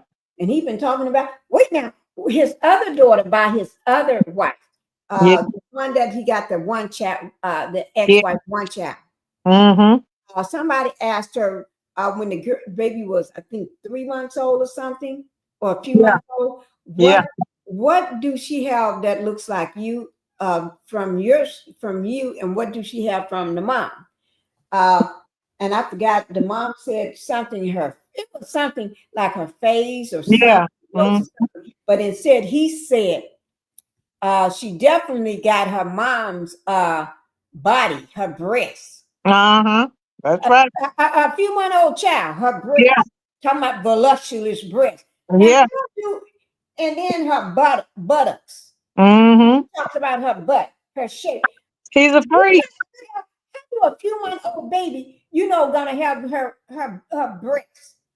Yeah, he a freak. He must be looking at that child in a sex way. Got to be. He can't help it. That's his nature. That's his nature. And we getting ready to see it because this is people bringing up these tapes from years back, analyzing the shit he used to say. Yeah. They're catching up with his ass. Although she does have a very nice figure. I've said that if Ivanka weren't my daughter, perhaps I'd be dating her. You know? Stop it. Oh, it's so weird. Stop. You know what you are. My daughter is beautiful, Ivanka. By the way, your daughter, she's beautiful. Can I say this? A piece of it. I have to tell you something. If someone said that my daughter was a hot piece of ass, I would put my fist through his face. You can call it creepy humor. You can call it bad parenting. But when a father jokes on live radio about dating his own daughter and then nods along as Howard Stern calls her a hot piece of, you're not just raising eyebrows, you're raising alarms. Now those tapes are back in the spotlight, and Ivanka's perfect PR mask, let's just say it's not holding up well. All statements in this video are factual. Stay with me because the part they didn't want you to hear is coming. You know who's one of the great beauties of the world, according to everybody, and I helped create her? Who? Ivanka. My daughter, Ivanka. Yeah. She's 6 feet tall. She's got the best body. Ivanka Trump, most beautiful girl in the world. You know, I would marry her. These types of things, most people, certainly politicians, don't say. That would have. Trump opens by introducing his daughter as if he were unveiling a luxury real estate project, and Stern, never one to pass on a punchline, offers to marry her. And the most telling part? Trump just sits there, smiling, like this is a perfectly normal father-daughter conversation for national radio. And what followed was a steady stream of remarks that made the audience wonder if Trump's idea of fatherhood came with a swimsuit competition. Subscribe now, because Trump didn't just say it once, and we've got the tapes to prove it. What's the favorite thing you have in common with your father? Either real estate or golf. Donald, with your daughter? Well, I was going to say sex, but I can't relate that. Donald Trump has always been proud of his daughter, and he was front row when Ivanka took to the catwalk. Yeah. Wiggling around. This is a creepy man. And she creepy too. Mm-hmm. She creepy too. She's a grown woman when he's saying some of this stuff, and she don't dispute it. She just laugh and looks Right. around. She know that's what go on behind closed doors. Because he's been saying this ever since she was little around here. Mhm. So, during her short-lived career as a fashion model. Still, Donald Trump repeatedly points out how hot his daughter is, saying last year in a Rolling Stone article, "Yeah, she's really something, and what a beauty, that one. If I weren't happily married and, her father." At some point, it stopped sounding like a father being proud and started feeling like a man pitching a brand. From fashion shows to magazine quotes to awkward talk show moments, Trump kept describing Ivanka the way most people describe a product they're trying to sell. Beautiful, marketable, off limits, but barely. And every time he added another compliment, the room didn't warm. It winced. But what came next on Howard Stern's radio show would strip away any doubt. Far from protecting his daughter from being talked about as a sex object, he has encouraged it multiple times. On Howard Stern's radio show in 2004 and then again in 2006. By the way, your daughter, she's beautiful. Can I say this? A piece of ass. Yeah. She looks more voluptuous than ever. She's actually always been very voluptuous. She's tall. She's almost 6 feet tall. By the time Trump called Ivanka tall, beautiful, voluptuous, it didn't feel like a father talking. It felt like a pageant judge reading his own script. And the strangest part, he said it like it was the weather. No shift in tone, no hint of awkwardness. Just another compliment on national radio about his own daughter. And while the audience laughed along, someone else had to live with those words. Ivanka. What did he say to you, father to daughter, about that? Well, he recognizes it was crude language. He was embarrassed that he had said those things, and he apologized. This is, that's not language consistent with any conversation I've ever had with him, certainly, or any conversation that I've overheard. And while the audience laughed, Ivanka had to go on record. Asked what her father said to her about the Access Hollywood tape, she offers the safest line in the book. He was embarrassed, he apologized, and it's not language she's ever heard from him.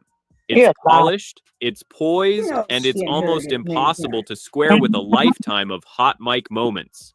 Ivanka continues to defend her father and has said he is not sexist. Earlier, her Twitter account showed a little heart liking an article about her father's decade-old comments to Howard Stern. The Trump campaign directed us to Ivanka's brand manager, and a source there tells us it wasn't Ivanka who personally liked the item. It was, quote, a simple mistake by a staff member. Even off camera, the defense never stops. CNN notes Ivanka has publicly said her father isn't sexist, and when her Twitter account liked a controversial post, the explanation was that a staffer did it by mistake. It's the kind of tidy cleanup that keeps the brand intact, but also keeps the questions piling up. And while Trump didn't seem to hear the alarm bells, the rest of America did. And Cher, she didn't just flinch, she fired back. Stick around, this is where it explodes. I have to tell you something. If someone said that my daughter was a hot piece of ass, I would put my fist through his face. Someone who would bring down the country because he doesn't win does not deserve anything, deserves nothing. He deserves nothing. He does not deserve any kind of respect, loyalty. I don't think he has two moral fibers to rub together. He wants to be the king, but he doesn't want to do the work. Cher doesn't hold back. She turns one offhand remark into a full-blown character verdict. In her view, a father who speaks that way about his daughter has already told you everything you need to know about his respect for women and his readiness to lead. No need for political debates in Cher's book. The test was given, and Trump flunked it before the first question. He was brought up rich. He had a good education. He's got all these young chicks. I don't know how young, but he's got all these young chicks, and he just keeps trading them in on younger chicks. And he's got all this money, and he's famous, and still he's such a so horrible and so mean. Cher moves past the shock value and paints the bigger picture. Trump's life as a revolving door of younger women, powered by wealth and ego. It's not just vanity, it's entitlement on an industrial scale. It's the pattern that matters, and patterns don't lie. I have never been so grateful for an ellipsis in my life. After Cher's double strike, Trevor slips in with a perfectly timed jab, grateful for the ellipsis that spared us whatever came next from Trump's mouth. A pause, a smirk, and the audience is primed for the next blow. But Stern gave a blunt message to his listeners who support this guy these days. Take a listen. The oddity in all of this is the people Trump despises most love him the most. Go look at Mar-a-Lago, see if there's any people that look like you. I'm talking to you in the audience. The Trump voter who, idolizes the guy. He despises you. I don't hate Donald. Donald's doing his thing. That is I hate you That's true. for voting for him. Stern doesn't even waste time insulting Trump. He goes for the audience. His point is brutal. The man you idolize wouldn't even want to share a room with you. And somehow, that's who you choose to hand power to. If loyalty means cheering for the man who looks down on you, maybe it's not loyalty. Maybe it's just volunteering to be the punchline. And Trump has everything to lose. He could lose the next election. He could go to jail when he gets out of office. So he has a lot to lose. The other thing about Howard is that I admire so much is he has gone through an incredible metamorphosis. It's a reminder that the clock is ticking for Trump, not just on the campaign trail, but in courtrooms. And when a man's cornered like that, the skeletons in his closet don't stay hidden. They start walking out on their own. Which is why, before we talk about what Trump said about women on Howard Stern's show, remember, these aren't old jokes. They're exhibits waiting for a trial. You treat women with respect. I can't say that either. All right, good. All right. Somewhere in between. I do. Guys, I treat women with great respect. treat women somewhere in between respect and doo-doo. When most people are asked if they treat women with respect, the answer is a simple yes. For Trump, it's somewhere between respect and poop. That's not a slip of the tongue. That's a window into how he genuinely ranks half the population. And if that's his best answer on live radio, you can imagine what came next when the microphones kept rolling. I tend to like beautiful women more than unattractive women. I don't know. Maybe that makes me bad. You know, the National Enquirer, Howard, did a story on me not so long ago that in the history of the world, nobody has gotten more beautiful women than I have. If you're looking for a rocket scientist, don't turn in tonight. But if you're looking for a really beautiful woman, you should watch. You like girls that are 5'1", they come up to you know where? Do women come up to you and ever offer themselves to you? Yes. They'll walk up and they'll flip their top. Wow. And they'll flip their panties. Oh. Body's a 10. What's the face? Well, you never get to the face because the body's so Have you ever had sex with a fat woman in your life? I've had sex with women that got fat. I love this. This is fun. Using Jennifer's back to sign her release. In Trump's world, women are graded like showpieces. Height first, then body, and if you're lucky, the face. Beauty is currency, and everything else is just another story to brag about on air. This wasn't banter in a locker room. It was a performance for millions, sold like an accomplishment. And maybe the real question isn't what he sees in women, but what this says about the audience that keeps cheering. Go out with somebody and she's like 21 and she's talking about, what are you doing? And she's studying algebra. And, so what? And it's like, it was always embarrassing for me to walk in. It's too young. 30 is like a perfect age. Absolutely. She has enough life experience. Until she's 35. Yeah. Too much life experience. What is it at 35, Howard? It's called checkout time. And you're probably, I would say, the greatest judge of beauty on this planet. In fact, I would create a TV show for you where all you did was just judge women. Now, that may be the best idea of all. It's a simple thing. It's a half hour, and we strip it out all over the country. I would say I'm the all-time judge. In Trump's dating math, 30 is just right, and 35 is checkout time. Then he crowns himself the all-time judge of beauty, as if turning women into episodes for a TV lineup. If looks have an expiry date in his world, you can guess how little else holds value. Mr. Trump, in my country, we say hello with vagina. And well, you could also say, as the owner of the pageant, it's your obligation to do that. So you have done that. Now, I'll tell you the funniest is that I'll go backstage before a show. Yes. And everyone's getting dressed and ready and everything else. And, no men are anywhere.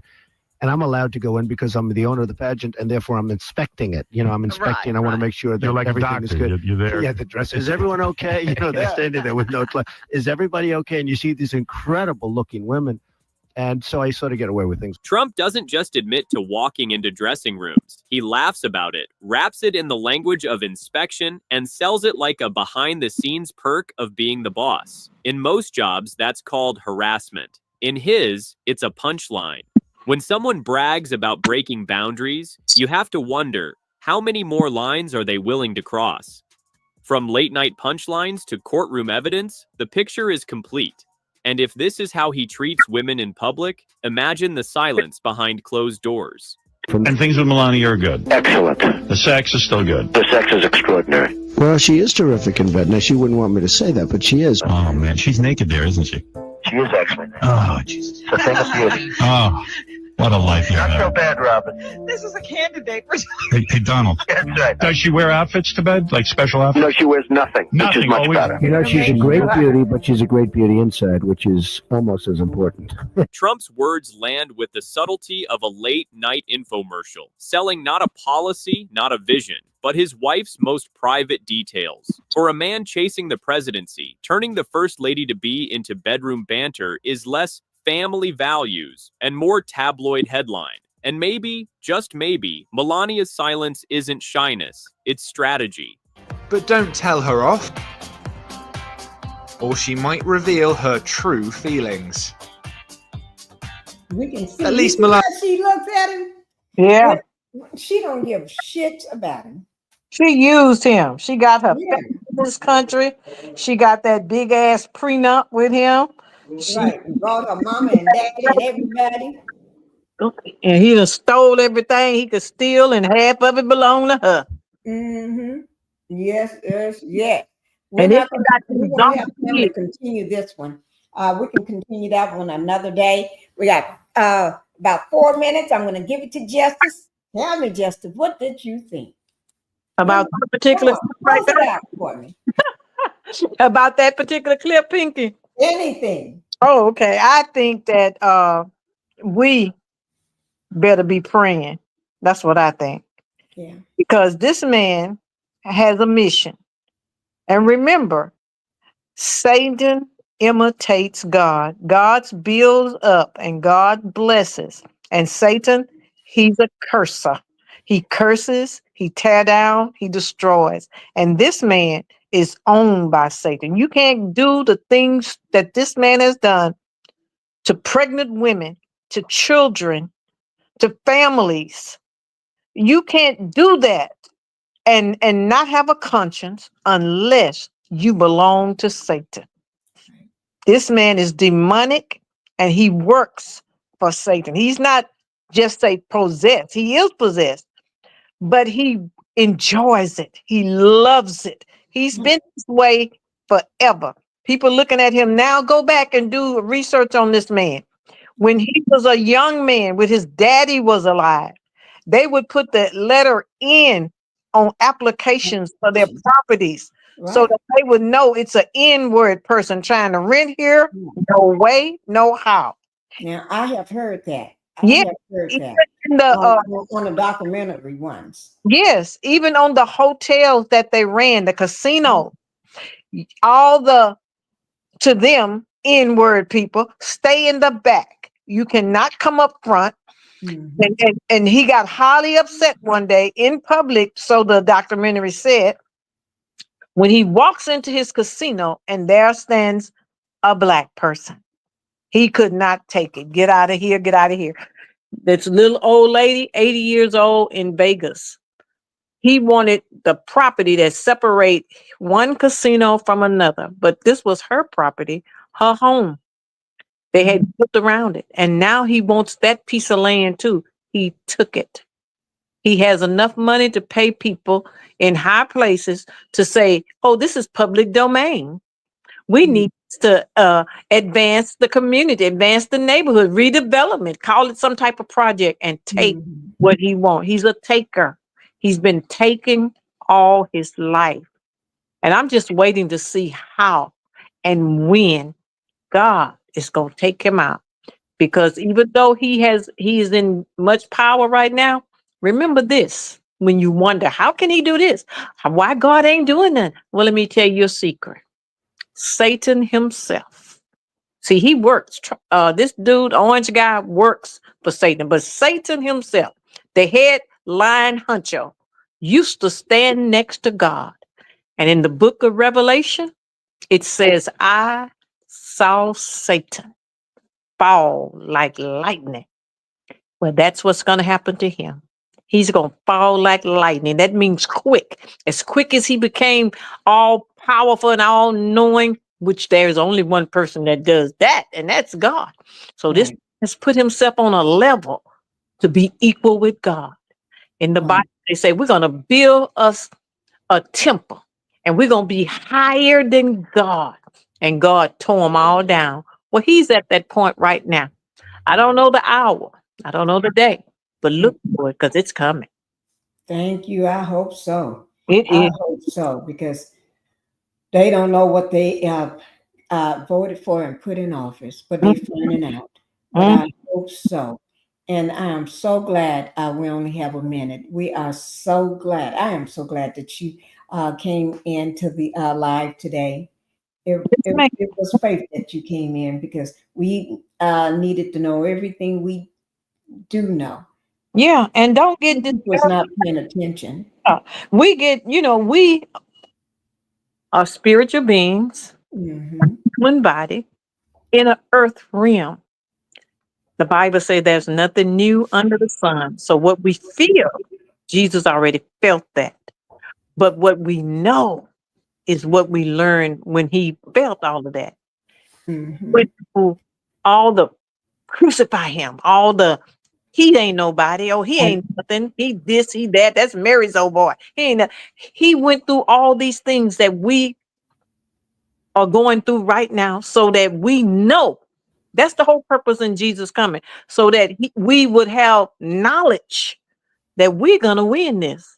He's gonna win this. This man don't know who he messing with. He messing with people that pray. He messing with people that honor God. He messing with people that show love and empathy and people that have heart. He don't know who he messing with. What did Jesus say? Father, forgive them. They don't know what they doing. What they do. Not know what they're doing. That's right. Yep. Man don't know who he think he judging us by the color of our skin. Yeah. He don't know who we are. All we got to do is stand. God said in his word, when you have done all you know to do, prepare. Prepare. Don't be ignorant. Don't be foolish. Prepare. You know that the storms are coming. You know what he's up to. Teach your children. Tell your young men and tell them to get off the streets after 10 o'clock. Tell them to not be hanging over here or with this one there. Tell them don't hit these female and tell your daughters stop hooking up with all these different guys. And you got to teach them in the way they should go. And this man, I give my word from the word of God. God say, I contend with them who contend with you. And break that down in the hood language. He said, if they mess with you, gonna mess with them. Right. And I like that, Lord. Oh, my Lord. And he is nothing. He wants everybody to praise him, to like him. You can tell when somebody is suffering from low self-esteem and stuff, because he wants everybody to like him. And he wants everybody to say nice things about him and stuff. So he's desperate. He's for attention. Yeah. And if anybody say anything good about him or what they would do to help improve what he's the bad work that he's doing, he make sure they get a call. That's right. Come up to the White House. That's right. But he don't care about any. He has no morals. He's devoid of morals. He feel no pity and no pain for anyone. He's just a demon walking in flesh. That's all he is. Right. There's a video I wanted to show yesterday, but I didn't have time. If you don't, we're gonna. This is the video of Diddy and Puff Daddy. Yesterday I talked about Diddy and Puff Daddy. Dippler. And the only reason I'm saying the word Puff Daddy because that's what what's his name back then that they called him. Okay? They called him Puff Daddy back then. So you can tell this is a kind of old video, but videos are coming back. Especially showing things that they didn't show before. That people didn't think too nothing about. That's right. But they're circling back and looking at what he said and what was done and all this now. Now it's like my eyes are open. I see, but we as brown skinned people, we saw this a long time ago. The brown skinned people we recognized a long time ago. The brown skinned people are the one that gave him the nickname Puffy. They called him that because he raised a lot of puffing hair, So the white people thought it was just a branding. We knew it was character. Right. So let me put this one on here, and I really want your everybody's thoughts too, even in the chat, even if you're hiding in the bushes. Okay. This is a talk between Donald, and Puffy. Puff Daddy,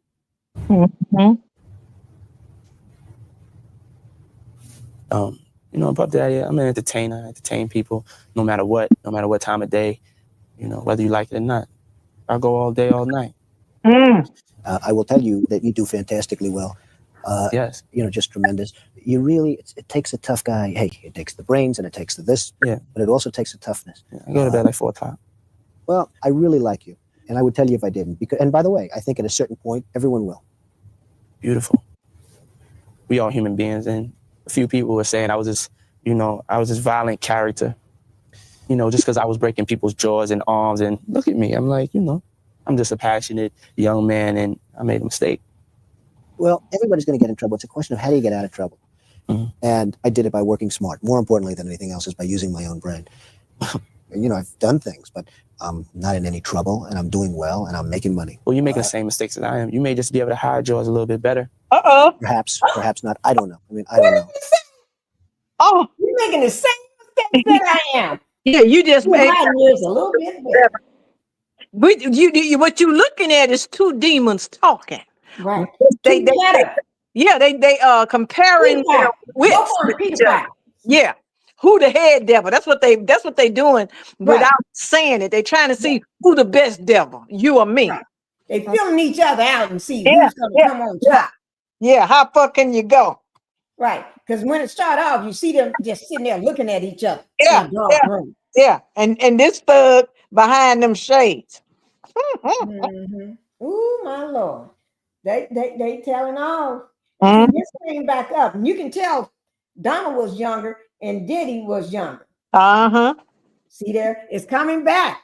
I haven't seen this until one day a couple days ago I came across it. And I was going to say it yesterday, but I ran out of time. Be able to hide yours a little bit better. Perhaps not. I don't know. I don't know. See, one of the problems with politics and politicians is that you really can't have done very much wrong, and that means you can't have done very much. Yeah. Which is why I have no intention of running for president, and I wouldn't have an intention of running for president, and that's a shame, because that's not the way life should work, I feel. Well, that's what people can't understand. Yeah. We can't be judged by man. God runs this world, Right. Well, he's done a fantastic job, at least as far as my stuff is concerned. I've done great for the casino business. All three of my casinos were rated 4 stars by the Mobile Travel Guide, and they're the only casinos in the United States that are so rated. I built the Taj Mahal. Did they file for bankruptcy? Yes, ma'am. Yes, ma'am. This man lied. Yeah, all the time. That's what demons do. What everyone said, that's going to be his downfall. The Taj Mahal, it's over $1 billion building, and it's. Yeah, I think I'm an enormously successful businessman too. Maybe the greatest of all time. And I'm going to make something good out of it. He came back and said he's the greatest. He thinks he's the greatest businessman, successful businessman of all time. First Trump talking about his Taj Mahal. They filling each other out right here. Trying to go chest bump. Who's the biggest? And can I use you in my little Kit Kat club? And will you go to Kit Kat club? Do you like them young? How you like them? Right. That's what they doing right now. Like them young. But the thing with Donald now, Donald ain't as smart as Diddy. No, not demon. But Diddy is a little smarter. Gangster. He'll take you out on a heartbeat. Just don't like you, ain't gonna like you, and throw a fit for a while. While he throwing a fit, Diddy had him taken down. He be pushing dirt. See, with Diddy, you gonna get pneumonia. Right, you're gonna be gone. Yeah. With Trump, you're gonna get arrested. Right. And I'm gonna make something good out of it. Exactly right. People gonna be mesmerized. Look how you looking. Look. You don't know what to say on that one. Them demons. Let's play that last part again. And I'm gonna make something good out of it. Exactly right. People gonna be mesmerized.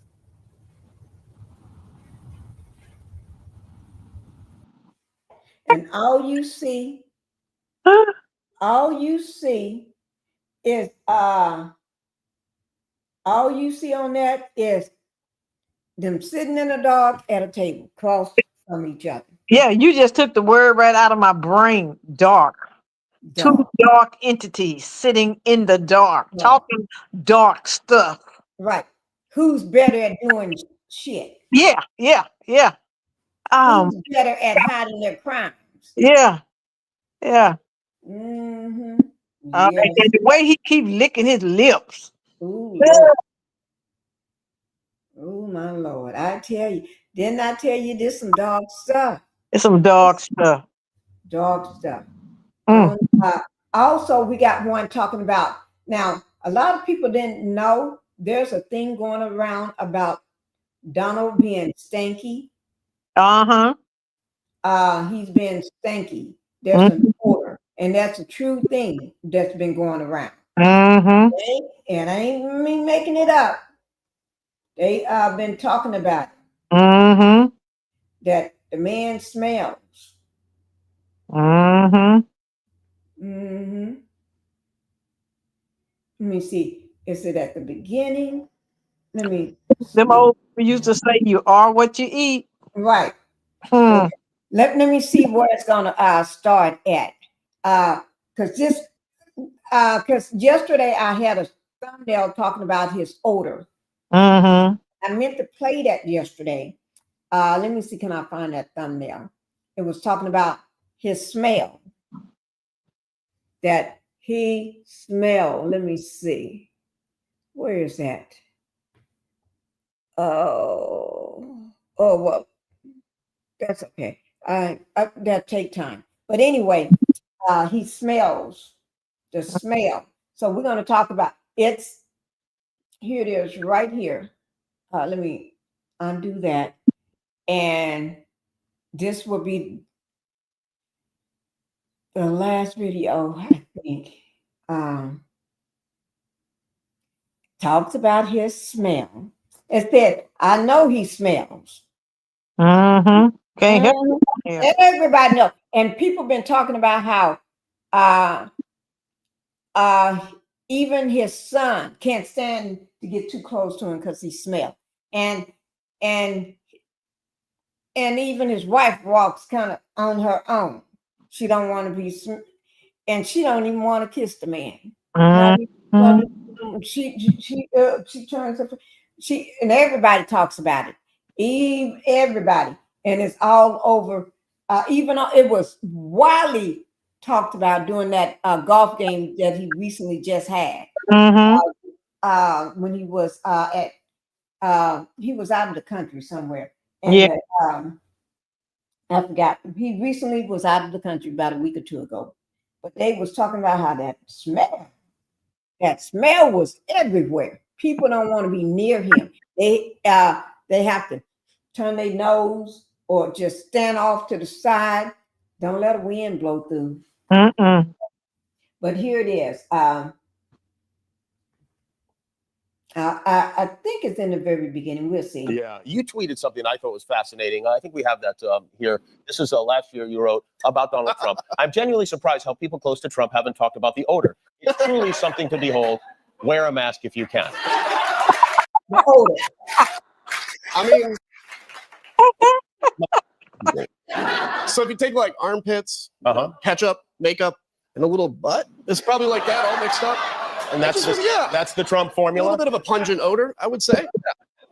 You definitely wouldn't want to bottle it up and wear Trump cologne. That's for sure. Is this something that like you guys would talk about? The whispers have been circulating for years in Washington corridors, on Air Force One, and across Trump Organization properties. But last night, Jimmy Kimmel and Adam Kinzinger finally dragged America's worst-kept secret into the glaring spotlight. Donald Trump apparently smells worse than a New Jersey landfill in August. Kimmel opened the segment with his signature grin, saying, "We've all heard the rumors. Staffers keeping Vicks VapoRub under their noses, foreign diplomats suddenly remembering urgent meetings when he approaches. But tonight, we're saying the quiet part out loud. The 45th president of the United States smells like a combination of Big Mac grease, old golf gloves, and the despair of 1,000 subpoenaed accountants." The audience roared as Kinzinger, looking more relaxed than a man who'd just escaped a cult, confirmed the open secret. "Let me put it this way," the former congressman said. "If Trump's body odor was a classified document, he would have stored it in a Mar-a-Lago bathroom, too." Kimmel then launched into a brutal mock PSA. Warning, prolonged exposure to Trump's natural aroma may cause nausea, existential dread, and in rare cases, spontaneous confessions to election interference. The host suggested the Secret Service codename for the smell should be Tangerine Tornado, while Kinzinger proposed executive privilege because everyone knows it's there, but nobody wants to acknowledge it. That's a good one. Tangerine Tornado. Let me write that one down. Oh, tangerine tornado. I would just call him Funky Orange. Funky Orange. Ooh, I love that one. Funky Orange. Ooh. the funk. Orange funk. The funk orange. Oh my Lord. See, people been talking. Bottle it up and wear Trump cologne. That's for sure. Is this something that like you guys would talk about? Like, oh boy, wow, he's got something going on there. I think people were a little scared to talk about it, but it was obvious. Maybe it wasn't permanent or all the time, but it's there. You spent time with him? I did, yeah. You got close to him? Mm-hmm. Not too close. Mm-hmm.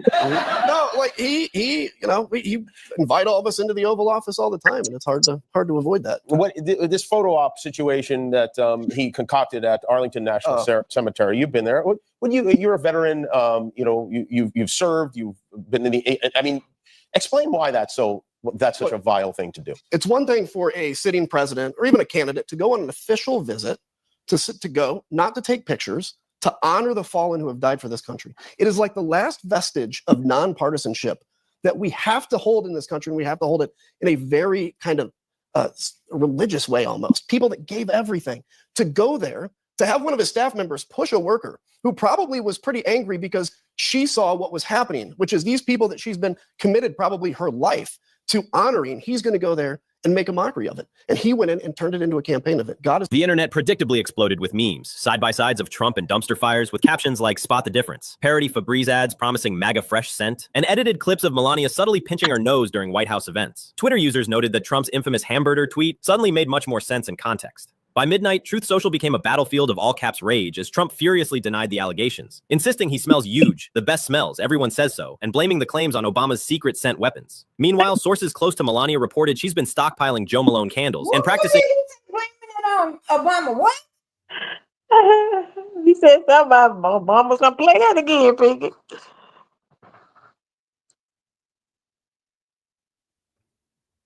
Denied the allegations, insisting he smells huge, the best smells, everyone says so, and blaming the claims on Obama's secret scent weapons. Meanwhile, Obama's secret scent weapons. Yeah, what that means? Like Obama got some, like they have weapons that they throw into like tear gas or something like that, but these still have a scent to them. He blaming it on the weapon. Now, baby, that's you the weapon. Oh my Lord. Oh, you the weapon, Funky Orange. I told you he's so jealous of President Obama. Yeah, so he does not want any dark-skinned black person to be on his level or on the level of the clear people. But see, Obama is above his level. Obama's educated, smart. And his ratings. And his ratings. Everybody loves him. But also, he's a very tall, straight-legged man. His legs are straight. They ain't swollen. His ankles ain't swollen. He can jump, he can run, he can jog, and he just look good. Yeah. He just one good-looking man. That's what, and he's jealous of that. Every woman wish they had met Obama. Got married, and then he got a wife that loves him and sleeps in the same bed with him. Beautiful kids. See there? He's just jealous. That's it. Yeah.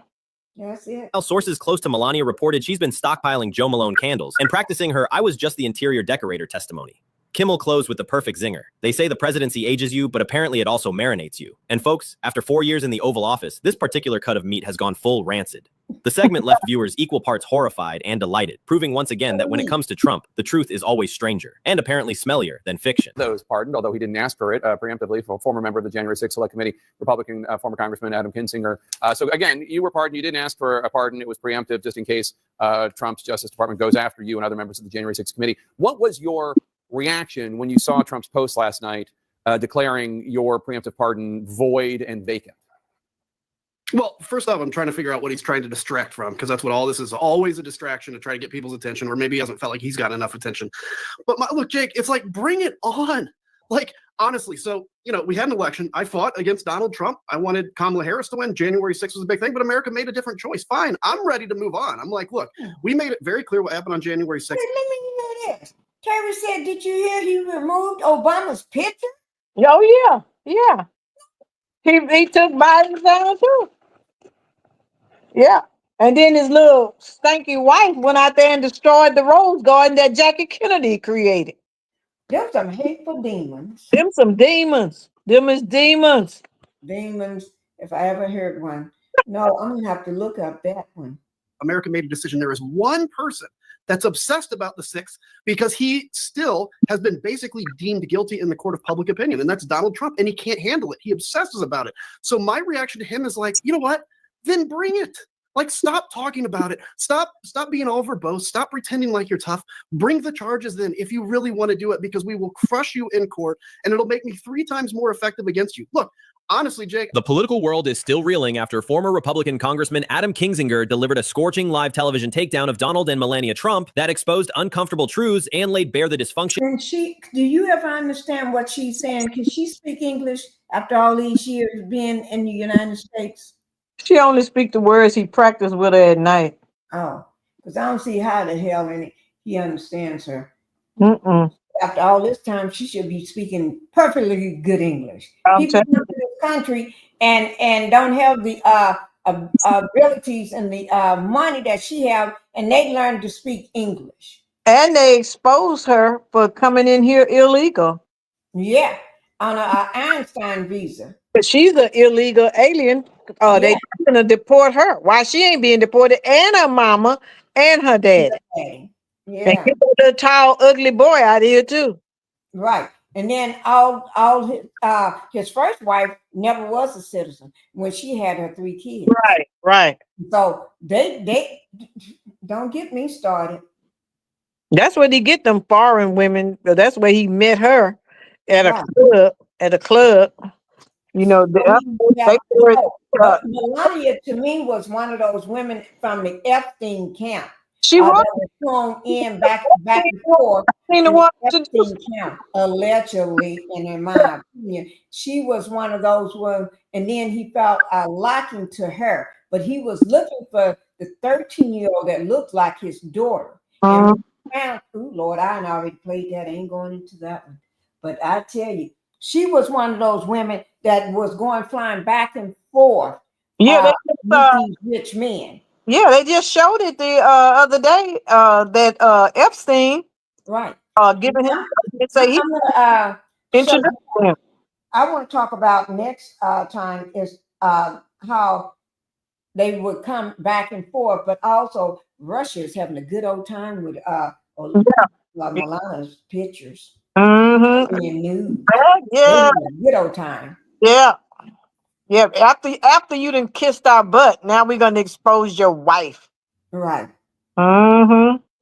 At the heart of Trump's post-presidency. Appearing as a commentator, Kinzinger, one of the few GOP voices to consistently stand against Trumpism, didn't hold back as he addressed Trump's latest inflammatory comments questioning the validity of President Biden's pardons for January 6 defendants. Kinzinger began by dismantling Trump's legal understanding with the precision of a constitutional scholar, stating that Trump's remarks revealed his fundamental misunderstanding of presidential powers. We're witnessing a man who treats the Constitution like a buffet, picking and choosing which parts he thinks apply to him, Kinzinger said. His suggestion that legitimate presidential pardons could be invalid shows the same dangerous thinking that led to January 6th. This fantasy that rules don't apply to him. The commentary took a sharper turn when Kinzinger turned his attention to Melania Trump's conspicuous silence and detachment. Let's be honest about what we're seeing with Melania, he continued. Her entire tenure as First Lady was marked by minimal public engagement and maximum personal benefit. That Be Best initiative might as well have been called Be Least Involved. While other First Ladies champion causes, Melania seemed to champion only one thing, avoiding her husband's scandals.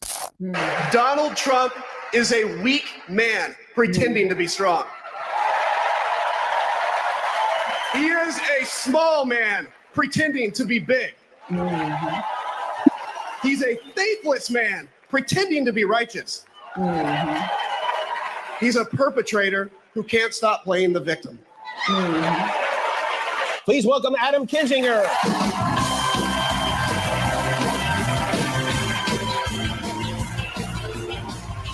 Kinzinger's remarks struck a nerve across the political spectrum, sparking immediate reactions online. Social media erupted with memes and commentary, from side-by-side comparisons of Melania's infamous "I don't care" jacket photoshopped with new captions about legal troubles, to satirical images portraying Trump as a monarch tearing up the Constitution. Political analysts noted how Kinzinger's military background and former GOP credentials gave his criticism particular weight, making it harder for Trump allies to dismiss him as just another Democratic critic. The Trump camp's response was swift and predictable. Within hours, Trump fired off a series of angry posts on his Truth Social platform attacking Kinzinger as a disloyal Reno and praising Melania's beauty and loyalty. Meanwhile, sources close to the former First Lady suggested she was continuing her pattern of staying as far removed from her husband's controversies as possible. Kinzinger's commentary ultimately served as a stark reminder of the ongoing divisions within the Republican Party and the unique dynamic of the Trump marriage, one built on mutual benefit rather Small amount of water when they take a shower. That's why rich people from Beverly Hills, generally speaking, don't smell so good, you know. Months ago in California, it sounded like a joke about water restrictions. But regarding rich people not smelling so good, it's now possible Trump was projecting. According to former Republican House lawmaker Adam Kinzinger, quote, "I'm genuinely surprised how people close to Trump haven't talked about the odor. It's truly something to behold. Wear a mask if you can." For years, Trump has reportedly suffered from incontinence. In 2018, during a bipartisan meeting on gun violence, the microphones picked up the sound of Trump farting. So today, did you hear that? Here it is again, and watch Senator Feinstein's reaction. So today we're here in a bipartisan fashion to show leadership in an effort to end the senseless violence. It can be ended. Noel Kessler, a former staffer on the Trump TV show The Apprentice, recently told Midas Touch Network. Oh, yeah. I heard it. He got to be constipated with all them hamburgers. Watch your face. Wait. Oh, I got to play that one again.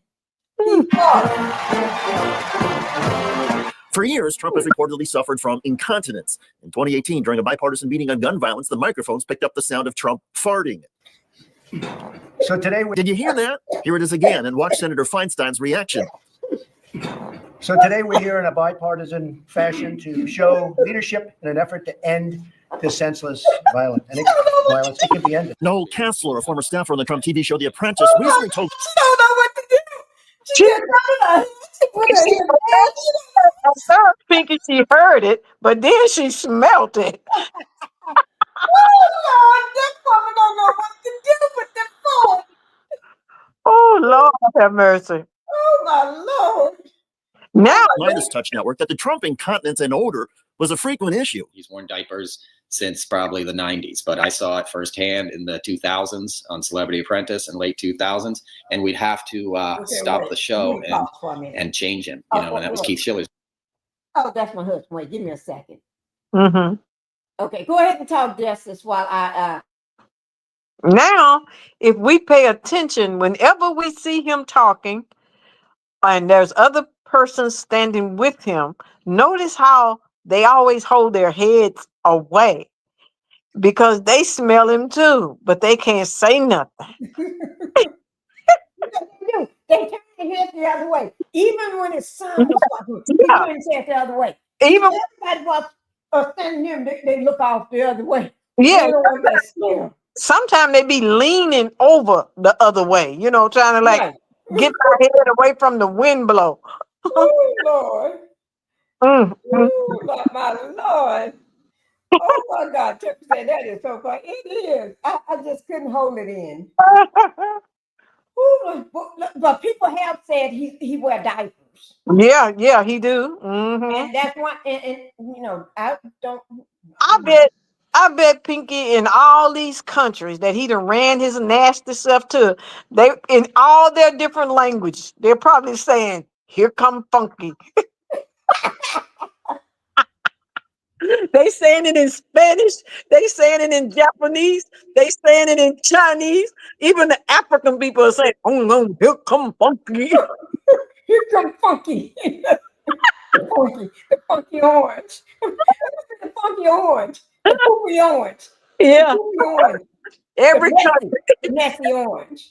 Every country know America by the smell. But they say, oh, President Obama didn't smell like that. He smelled good. Oh my goodness. Everybody wants, you notice, everybody wants to shake hands with him. Everybody wants to hug Obama. Mm-hmm. He was old, but he didn't smell like that either.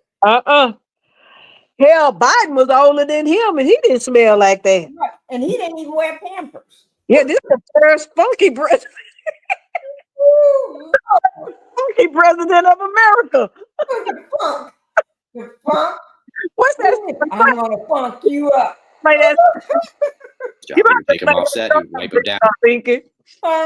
You're gonna have to play that song. We are the funk. Funk you up.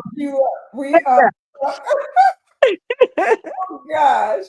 And what is that? A sniper's job. He would take him off set. He would wipe him. Oh. Don't tell me there was somebody to wipe him down and get him a clean pamper and get him back ready. Yeah. Nasty. Ugh. That would be my job. Our nickname for Keith, wet wipes. It's Wet not a wipes. joke. It's happened several times. Kassler told Minus Touch Network that one of the triggers was Trump losing his temper. You know, one time there was the word arbitrage on a cue card, and he started screaming that the script department was setting him up. You're setting me up, and he just freaked out and then very loudly evacuated his bowels, and you could smell it. And the guy who was holding the boom mic, was tearing up. So that's where the nickname, the SHIT show, came from. That was the crew nickname for Celebrity Apprentice. Trump is now taking aim at Adam Kinzinger for intensifying the focus. As the Independent headline says, Trump team fires back at claims ex-president smells. Adam Kinzinger and Jimmy Kimmel exposed Trump's Arlington stunt and infamous body odor in scathing takedown. Former Republican Congressman Adam Kinzinger joined Jimmy Kimmel for a no-holds-barred discussion about Donald Trump's recent controversial appearance at Arlington National Cemetery, and of course, the long-rumored but rarely spoken about topic of Trump's alleged body odor. What followed was a brutal laugh-out-loud evisceration of the former president's hygiene and ego, leaving no stone unturned in what might be the most uncomfortably honest late-night segment in recent memory. Kimmel kicked things off with his trademark smirk, saying Donald Trump visited Arlington this week to pay his respects, or as close to respects as he gets, which is mostly just standing there thinking about how the crowd size compares to his rallies. The audience erupted as Kimmel added, "They say heroes never die, they just fade away, but in Trump's case, he just lingers in the worst way possible." Then came Kinzinger, who now freed from GOP loyalty, leaned into the absurdity of the situation. "Look, I've been in rooms with Trump," he said, "and let's just say there's a reason his staffers always seem to be standing upwind." The crowd howled as Kinzinger continued, "People don't like to talk about it openly, but trust me, if his scent could be bottled, it would be classified as a biological weapon." Kimmel, never one to miss a punchline, jumped in. "So what you're saying is Trump's body odor is like his legal strategy, overpowering, impossible to ignore, and definitely a war crime?" Kinzinger nodded solemnly, adding, "Timely his court cases, it follows him everywhere." The conversation then turned to Trump's Arlington visit itself, with Kinzinger pointing out the hypocrisy. "This is a man who dodged Vietnam with fake bone spurs, then called war heroes losers, and now wants to act like some kind of patriotic symbol," he said. "It's like an arsonist showing up at a firefighter memorial." Kimmel couldn't resist one final jab. "You know they say a picture is worth 1,000 words," he said. "But in Trump's case, it's worth one very loud, 'Oh God, what is that smell?'" The internet naturally exploded. Memes flooded social media, side-by-sides of Trump and a glitching air freshener, edited clips of Melania subtly stepping away from him in old footage, and parody commercials for Trump Eau de Toilette with notes of desperation, ketchup, and subpoenas. By the time the segment ended, two things were clear. One, Trump's body odor is now officially a bipartisan issue. Two, Kinzinger and Kimmel just proved that sometimes the most effective political commentary is the kind that makes you laugh and then immediately gag. As for Trump's response, let's just say Truth Social is about to get very fragrant with rage. This ever happened to you? You're sitting in court again, under pressure and stress, and then a warm feeling comes over you, uncomfortably warm. Uh-oh. It's pressure, all right. Down there. That's when you need Trump diapers. Trump diapers are the elite adults incontinence product for owning lives on the go while you go. Trump diapers contain a comforting, patent-pending fiber that's the ultimate in pulling fluids from your delicate orange skin. I always look orange. With Trump diapers, you can sit all day in luxurious comfort, whether you're busy ending democracy or just rage posting on social media without consequence. The Lincoln Project unleashes devastating ad on Trump's diaper and odor scandal following Kinzinger's bombshell. In the wake of Adam Kinzinger's brutal takedown of Donald Trump's notorious hygiene issues on Jimmy Kimmel Live, the Lincoln Project has escalated the war with a scorching new attack ad that has taken the internet by storm, combining savage political commentary with unforgiving humor to expose what many have whispered about for years but few have dared to say publicly. The ad, titled "The Stain of 45, opens with ominous music and a slow zoom on the Lincoln Memorial as the narrator intones, "Honest Abe preserved the Union while Donald Trump can't even preserve his dignity," before cutting to a supercut of Trump's most suspiciously lumpy rally appearances and awkward sitting positions, all set to a dramatic soundtrack that would be more fitting for a national tragedy than a political advertisement. The ad's genius lies in its subtlety. It never explicitly states what everyone is thinking, instead letting the visuals tell the story, close-ups of White House staffers subtly wrinkling their noses, Melania's infamous recoils during handshake attempts, and side-by-side comparisons of Trump's posture in 2016 versus 2024 that raise uncomfortable questions about what might be happening beneath the suit. The Lincoln Project's timing was impeccable, dropping the ad just as social media was still buzzing about Kinzinger's revelation that Trump's body odor has been an open secret in Washington circles, with the former congressman joking that if Trump's scent could be weaponized, it would violate the Geneva Convention. The ad's climax features a digitally altered Depends commercial parody where the tagline for "Leaks Big and Small" appears over footage of Trump's infamous uneven walk down the West Point ramp, followed by a slow-motion shot of him adjusting his jacket in a way that suggests something more than just fabric is being rearranged. Within hours of its release, the ad became a cultural phenomenon, sparking a wildfire of memes and commentary across social media platforms. Twitter users created side-by-sides comparing Trump to various leaky containers, TikTokers made filters that added a suspicious bulge to anyone's backside, and even mainstream news outlets found themselves awkwardly addressing what would normally be considered off-limits topics for political discourse. The ad's brilliance was in its ability to weaponize what has long been an underground talking point among political insiders and journalists into a mainstream conversation, forcing even Trump's most loyal defenders into the uncomfortable position of having to deny something that half of Washington has privately acknowledged for years. Trump's response was predictably furious, with a late-night Truth Social meltdown that included claims of perfect bathroom habits and accusations that the Lincoln Project was obsessed with my very clean and very legal undergarments, which only served to amplify the story further.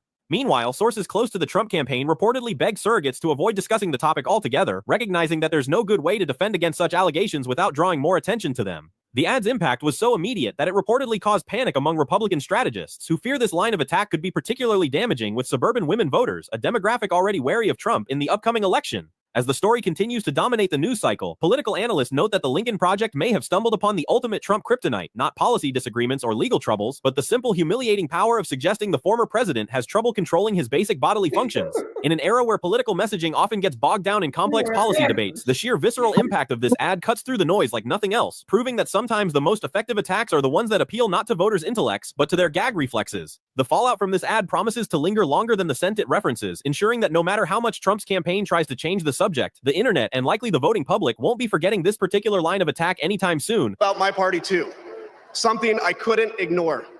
The Republican Party is no longer conservative. It has switched its allegiance from the principles that gave it purpose to a man whose only purpose is himself. Adam Kinzinger delivers scorching DNC speech exposing Trump's weakness and Melania's complicity in explosive takedown. Former Republican Congressman Adam Kinzinger, once a rising star in the GOP before becoming one of Donald Trump's most vocal conservative critics, took center stage at the Democratic National Convention to deliver a blistering indictment of the former president that left the audience alternating between stunned silence and roaring applause. In what political analysts are calling the most consequential speech by a Republican at a Democratic convention since 2004, Kinzinger didn't just criticize Trump, he systematically dismantled the myth of Trump's strength while exposing the transactional nature of his marriage to Melania in terms so brutally honest they reverberated across social media within minutes. Kinzinger opened with a devastating character assessment. Donald Trump is a small man pretending to be big, a weak man pretending to be strong, and a perpetrator who can't stop playing the victim. The line drew immediate applause as he continued. He projects power because he fears his own weakness. He attacks others because he knows his own inadequacies, and he demands loyalty because he's incapable of earning respect. The former Air Force officer then pivoted to Trump's relationship with his wife, delivering what may become the defining description of their marriage. Melania Trump isn't just the first lady who didn't care, she's the living embodiment of every transactional relationship Donald has ever had. She stood by him not out of love, but because the check hadn't cleared yet. Their marriage isn't a partnership, it's a terms of service agreement where both parties scroll straight to I accept without reading the fine print. The speech reached its crescendo when Kinzinger addressed his fellow Republicans directly. To my former colleagues still enabling this man, I ask you, how much smaller must he become before you stop pretending he's big? How many more lies must he tell before you stop pretending he's honest? How many more victims must he create before you stop pretending he's the victim? The camera cut to multiple Democratic delegates visibly emotional, some even wiping tears as Kinzinger concluded with a powerful endorsement of Kamala Harris. I'm voting for Kamala Harris not despite being a conservative, but because at her core she understands something Trump never will, that real strength doesn't come from bullying but from character, not from division but from dignity. The aftermath was instantaneous and explosive. Twitter lit up with clips of Kinzinger's most biting lines, particularly his dissection of the Trump marriage, which spawned countless memes comparing Melania to everything from a hostage negotiator to a luxury hotel concierge, counting down the minutes until her shift ends. Conservative media erupted in fury, with Fox News cutting away from the speech early, and Trump himself flooding Truth Social with all-caps rants accusing Kinzinger of being a traitor and loser within minutes. Meanwhile, sources close to the Trump campaign reportedly scrambled to contain the damage, particularly among suburban women voters who have shown increasing discomfort with Trump's personal behavior. What makes Kinzinger's intervention particularly potent is its timing, coming just weeks after his viral appearance on Jimmy Kimmel, where he first broached the long whispered about topic of Trump's personal hygiene issues. Political strategists note that by following up that comedic takedown with this serious principled condemnation, Kinzinger has created a 1-2 punch that frames Trump not just as politically dangerous, but as fundamentally small and insecure. The speech's most lasting impact may be how it gave permission to disaffected Republicans to cross party lines, with early reports of former GOP donors reaching out to the Harris campaign within hours of the address. As the news cycles continue to dissect every word, one thing is clear. In an election where every vote counts, Adam Kinzinger may have just handed Kamala Harris her most powerful weapon yet, the testimony of a conservative war veteran who looked Trump in the eye and saw nothing but weakness pretending to be strength. And in American politics, nothing is more dangerous than when the pretense falls away and all that's left is the unvarnished truth. Oh, Lord. Mm-hmm. That is true. Oh, Lord. That was the video of the day. That was takedown. Mm-hmm. Wants to take them, take them. What do you got to say about that? That took him down. Mm-hmm. Now the only problem was the crazy folk who heard that didn't vote right. Mm-hmm. The only thing about it, the truth has been spoken long before they cast their votes. Right. Why some people that I see going through hell now at the hands of the man they voted for, Right. I just shake my head. I just shake Shake my your head on that one. Yeah, because a lot of people voted for him thinking that it would be us, the blacks, who suffer most. That we were going to be wanted to see. killed. Yeah, yeah, they wanted to see that because the more he came against black people, the less he would come against them. But he, being the ignoramus funky orange that he is, he went for them because y'all love me so much. Now let me reward y'all. That's the way this little pea brain works. Yeah. I just sit back and shake my head. I feel for the people. I pray for the people, but you must reap what you sow. You sowed the vote for Funky Orange. Now go to the Funky concentration camp. Right. You did this because we all had a right to choose who we vote for. The truth was out there. It ain't like he voted us.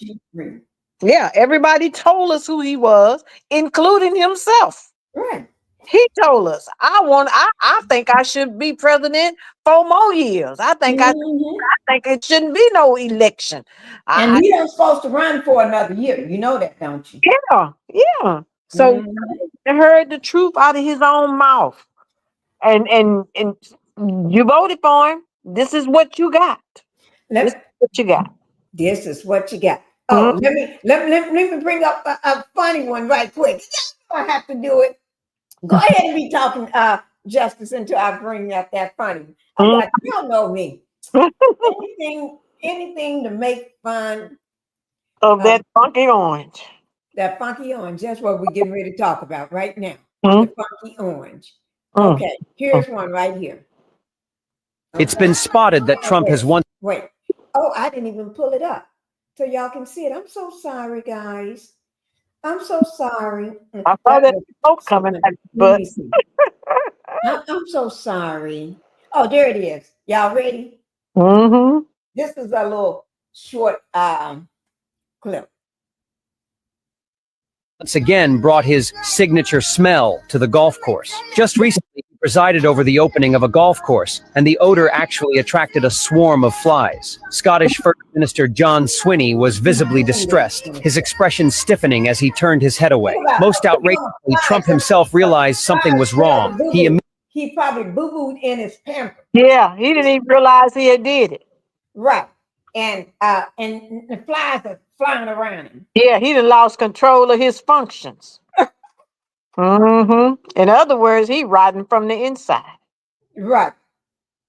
Attracted a swarm of flies. Scottish First Minister John Swinney was visibly distressed, his expression stiffening as he turned his head away. Most outrageously, Trump himself realized something was wrong. He immediately called his son, Eric Trump, to check on the situation and even pinched his buttocks in public, as if adjusting a diaper. The woman standing next to him also smelled it, frowned, covered her nose, and held her breath. While cutting the ribbon, she held his album, but deliberately stood far away, as if avoiding a biochemical contamination. Later, she and John Swinney made eye contact, and John immediately patted her as if to say, "I smell it too." As the ceremony drew to a close, the two of them practically trotted away, neither wanting to endure the indescribable stench any longer. Only his two sons remained by his side, forcing themselves to continue the stunt. It's noteworthy that from the very beginning, everyone automatically distanced themselves from him. Evidently, even on the expansive golf course, the odor was pervasive. After all, flies never lie.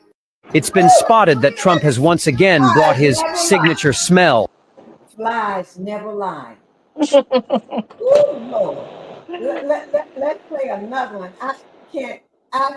Trump brought his body odor to the Club World Cup again. Recently, when Trump was watching the Club World Cup, FIFA President Gianni was almost suffocated by Trump, touching his nose to endure the stench. Even Trump's photographer, he fell down because of his body odor. Then when Trump went to the venue to attend the award ceremony, the female employee behind him was blinking because of the odor. Finally, she couldn't stand it anymore and left early. According to relevant sources, he ate durian pizza before the event, and this happened more than once. When Trump went to Texas before, a fly kept circling around him. He stretched out his hand many times to drive it away. Some people speculated that Trump's odor attracted the fly. At the same time, the governor of Texas was so suffocated that he could only clench his fists to endure it. In the previous Independence Day event, Melania was a poor victim. She knew the terrible odor of Trump, so she kept her distance. But Trump patted her on the back and warned her. Melania could only smile awkwardly. Trump then wanted to hug Melania, but she kept resisting him with her hands. Do you think Trump has body odor? Trump brought his body odor to the Club World Cup again. Recently, when Trump... In the chat, do y'all think Trump has body odor? We got to play one more before we end, because that odor. It's disgusting. We've reported before how putrid Donald is based on people who have been around him. And there are lots of people around him who have said that Donald Trump defecates on himself and smells like feces. A lot of witnesses have come forward and said that. And that in public. The Midas touch every day. There's not a day go by that I don't watch something on the Midas touch, right? Yeah, me too. I believe everything he said. And when he said that there's that odor, Trump got an odor. Donald got an odor. That orange orangutan got an odor. Take it for real. He got an odor. Yeah. He sleeps on himself. Mm-hmm. Oh, probably that's why she sleeps in a different bed in a different bedroom, because overnight he be pooping all on himself. Wake up in the morning, like you have to change a baby's diaper. Smells like feces. A lot of witnesses have come forward and said that, and that in public events that he can't control and he passes gas. E. Jean Carroll recently said on the show in an interview that I did how Donald Trump was passing gas and relieving himself in the courtroom, and that she was grossed out by it in the cases that she beat him. Just here he is selling cologne and perfume. It's disgusting. Here, play this clip. Fragrances are here. They make a great Christmas present. I've named them Fight, Fight, Fight because they represent winning. We all want to be winning. We have to win as a nation. We want to win as a family. This fragrance is all about strength and success. It's disgusting. We've reported before how putrid Donald Trump smells based on people who have been. Okay, I just wanted y'all to hear that. Oh, Lord. This was a meeting that almost ended in a brawl. Trump had invited well-known sports figures to attend his meeting. Unfortunately, during the meeting, Trump once again gave off a foul odor. Standing next to him, Triple H clenched his fists, seemingly about to lose control and punch him. Aside from Triple H, others also noticed the stench. Some closed their eyes while others covered their noses, desperately trying to endure the smell. Reportedly, Trump had played a round of golf before the meeting and put on a suit without showering. He then ate pizza and didn't even bother to brush his teeth afterward. To everyone in the room, there was no part of Trump that didn't stink. His body reeked of sweat. His breath was overpowering when he spoke, and he even let out a loud fart. So when Trump invited Taylor to speak, Taylor strongly resisted. All he wanted at that reeked of sweat. His breath in the room, there was no part of Trump that didn't stink. His body reeked of sweat. His breath was overpowering when he spoke, and he even let out a loud fart. So when Trump invited Taylor to speak, Taylor strongly resisted. All he wanted at that moment was to be holding a football so he could tackle Trump and send him flying 10 meters away. But in the end, he still chose to submit to Trump. Trump was delighted by his own prank, laughing without restraint, which only made Triple H even more furious. But not wanting to resort to violence in public, he could only spit on the ground after the meeting to vent his anger. How can one possibly withstand Trump's stench? This was a meeting that almost ended in a brawl. Oh my Lord. Oh my God. See? I just had to bring up something like that. My goodness. Just to make sure y'all are still awake. Mm. Y'all are still awake on that one. You know, you can't help everybody. No. But I'm not going to stay too long because my husband already had came to the door earlier here. You know, go get us something to eat. But oh my Lord, that I just wanted y'all. We just had to have some laugh at the end. This stanky man. Mm-hmm. My. Orangutan. It's the messy orange. Mm-hmm. The stinky orange. The funky orange. The funky orange. Mm-hmm. Orange. The Kit Kat. The Kit Kat plug orange. Mm-hmm. The stinky booty. Stinky booty. Stank. Yeah. Stank. I'm gonna think of a new name for him. Mm-hmm. Because it's gonna be something with his Pampers. The odor. The odor. It's gonna be something with the odor. Mm-hmm. With the odor. That's it, guys. And that's what we're gonna do. We're gonna talk about his odor like nobody's business. Mm-hmm. For this week, every day this week, I'm gonna play one video, one little short clip from TikTok talking about the odor. Mm-hmm. It ain't talking about the odor. It's talking about, let y'all don't forget that he's a petter. This is the odor week. This is the odor week. Odor week, odor week, odor week. Yeah. Okay. Odor week, day one. Day one was Monday. So tomorrow is gonna be the odor day again. Find something new, a new one. The open us up with the odor. Okay. Thank you, Justice, so much for being here and everything. Thank you so much. Ma'am, enjoy that. This was fun. We needed to have this fun. We really did. Laugh. It was like laughter is like a medicine. We needed that laugh. I tell you. Because after the disturbing stuff we heard about these kids that these people and everything, and how he trying to militarize Washington and take everything down. We don't have to worry because Maxwell here, she getting ready to make him run. She gonna make him poop all over his. He gonna be losing his bowels. You see, they done put her in a luxury prison. Yeah, in Texas. Yeah. In Texas. Yes. She's able to walk around, kick up a leg, go jogging, sit up under the trees, fresh air, feed the cats, feed the birds. But and then and I heard they took away that little sign that they gave her. That red sign that says she's a petter. Yeah, you can't take that away from her because she deserves that. That's her. She worked hard to get that. But he got to do whatever she say, trying to keep up quiet. Because she is running things right now. She's running the White House. She's running, but she ain't. She is running that White House. But she is running the show right now. Did you hear what he said about the diddler? Give him much time as you can. He ain't got the diddler no more. He pissed. Oh yeah, give him much time. Yeah. I heard that. I think we talked about that yesterday. Yeah, give him much time as you can. Yeah, because he ain't diddler man. But he ain't got some more too. Yeah. So, and I hope he come hard down on him. I really did. Me too. But how you gonna let Maxwell try to get out and keep? Don't. I was laughing watching you laughing, Pinky. Thank you, Terry. This was just funny. This was some funny-ish today. I tell you, we started off hard talking about the hard stuff, and then we had to laugh it up on the same person. Yeah, bring out his little things that he be trying to hide. Information. This is a classified document. That the odor is a classified document. This is a weapon of warfare. You got to walk that back. So thank you, Justice. Thank you, everybody, for being in the chat. Did you have one last word that you want to say before we go ahead and end?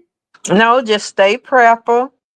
Prayer works, but you got to work the prayer. Stay prayerful. Don't stop no matter what you see, what you hear. Everything is deterrence. Everything is to make us think. The Bible says they asked Job, where is your God? In the middle of everything that God had blessed him with, and then everything that Job lost, the hard time hit, and his friends say, where your God at now? Well, God answered that. He said, where were you when I created the sun? Where were you when I put the stars in the sky? In other words, I ain't going nowhere. I'm right here and I will be on time. So don't fear, and don't be afraid, because our God is greater than the God that's running this country. Yeah. Thank you. Thank you. Thank you for that. And Terry said, end this with a laugh. That was the last. She said, end this with a laugh. So I thought I'd bring up to show you. Oh my goodness. You should wear black. Put those black pants on with that jacket, because you see what's happening. Trump brought his body odor to the Club World Cup again recently. When Trump was watching the Club World Cup, FIFA President Gianni was almost suffocated by Trump. He kept pinching his nose to endure the stench. Even Trump's photographer fell down because of the smell. Then when Trump went to the venue to attend the awards ceremony, the female employee behind him was blinking because of the odor. Finally, she couldn't stand it anymore and left early. But this wasn't the first time Trump's scent made headlines. During his visit to Texas, a lone fly famously hovered around him for minutes. Trump kept swatting at it, but the insect seemed mesmerized. People started joking that it wasn't just politics attracting attention. It was Trump's aroma. Sources say he had durian pizza earlier that day, and oddly enough, he often eats it before public appearances. I bet you don't even wash the his Independence hands. Day event, poor Melania kept a noticeable distance from Trump the entire time. But Trump patted her on the back, signaling her to come closer. She forced an awkward smile. Then, when he reached out for a hug, she instinctively raised her hands like a defensive shield. At this point, some say Trump's body odor is part of his brand strong, controversial, and impossible to ignore. Others joke that maybe he doesn't need Secret Service anymore. Just walk in and clear the room naturally. Does Trump have legendary body odor? Drop your thoughts in the comments. Oh my Lord. Okay, we're gonna go ahead and play that music. You don't need no bodyguards or some team around him. He just walks in, everybody's gonna go around. He's the true Lord of the fly. All right, thank you guys. Thank you, Justice and everybody. And I'll see y'all. I'm gonna do my live early in the morning. When I mean early, during the time I'm sleeping, that's when I'm going to do my live. I'm going to wake up early just to do it, because I'm leaving. I'm going back home tomorrow just for that day, and I'm coming right back. I got to go home to a doctor's appointment. Don't ask me why I don't change it here, because I don't want to do that. I plan on going back home, and I'm gonna. Soon as because I got the I want to get everything back there, but I'll still be here. But I'm going to stay there more and this less. Then coming up soon toward the end of the year, so I'm just trying to get every little stuff, little by little, and stuff straight back there, so I can just go back and not just use that for the weekend like I've been doing. This is going to be the weekend. That's going to be during the week. Okay? So that's why I don't change my doctor's appointments. But I'm going to go ahead and that's 3 hours there. 3 hours back. That's a 6-hour drive. I'm going to be driving 3 hours in the morning, straight to my doctor's, and go straight to my doctor's appointment from there. And then rest a little bit, play with the dogs, play with the baby, and all this stuff. Take me a 1 hour nap and get back here before it's too late. Yeah, but I'm going to do a live early tomorrow morning, because that way I'll make it there in time. So I'm going to do my live in the morning. Quick live. It's just going to be maybe no more than 2 hours live. And as soon as I get off that live, I'll be right in the car driving. Yeah. So guys, y'all be looking for me in the morning. Okay. Okay. All right. All right. Thank you, Justice. Ma'am. You're welcome. Thank you, everybody, for being here. Thank you all for coming, and I hope you enjoyed this live. We did. Right. I say we did enjoy this. All right. Thank you, guys. Bye-bye. Bye-bye. Yeah, I'm tired of shit, and the coffee ain't hit. Yeah, damn, ain't that great. I don't want to go to work because my boss is a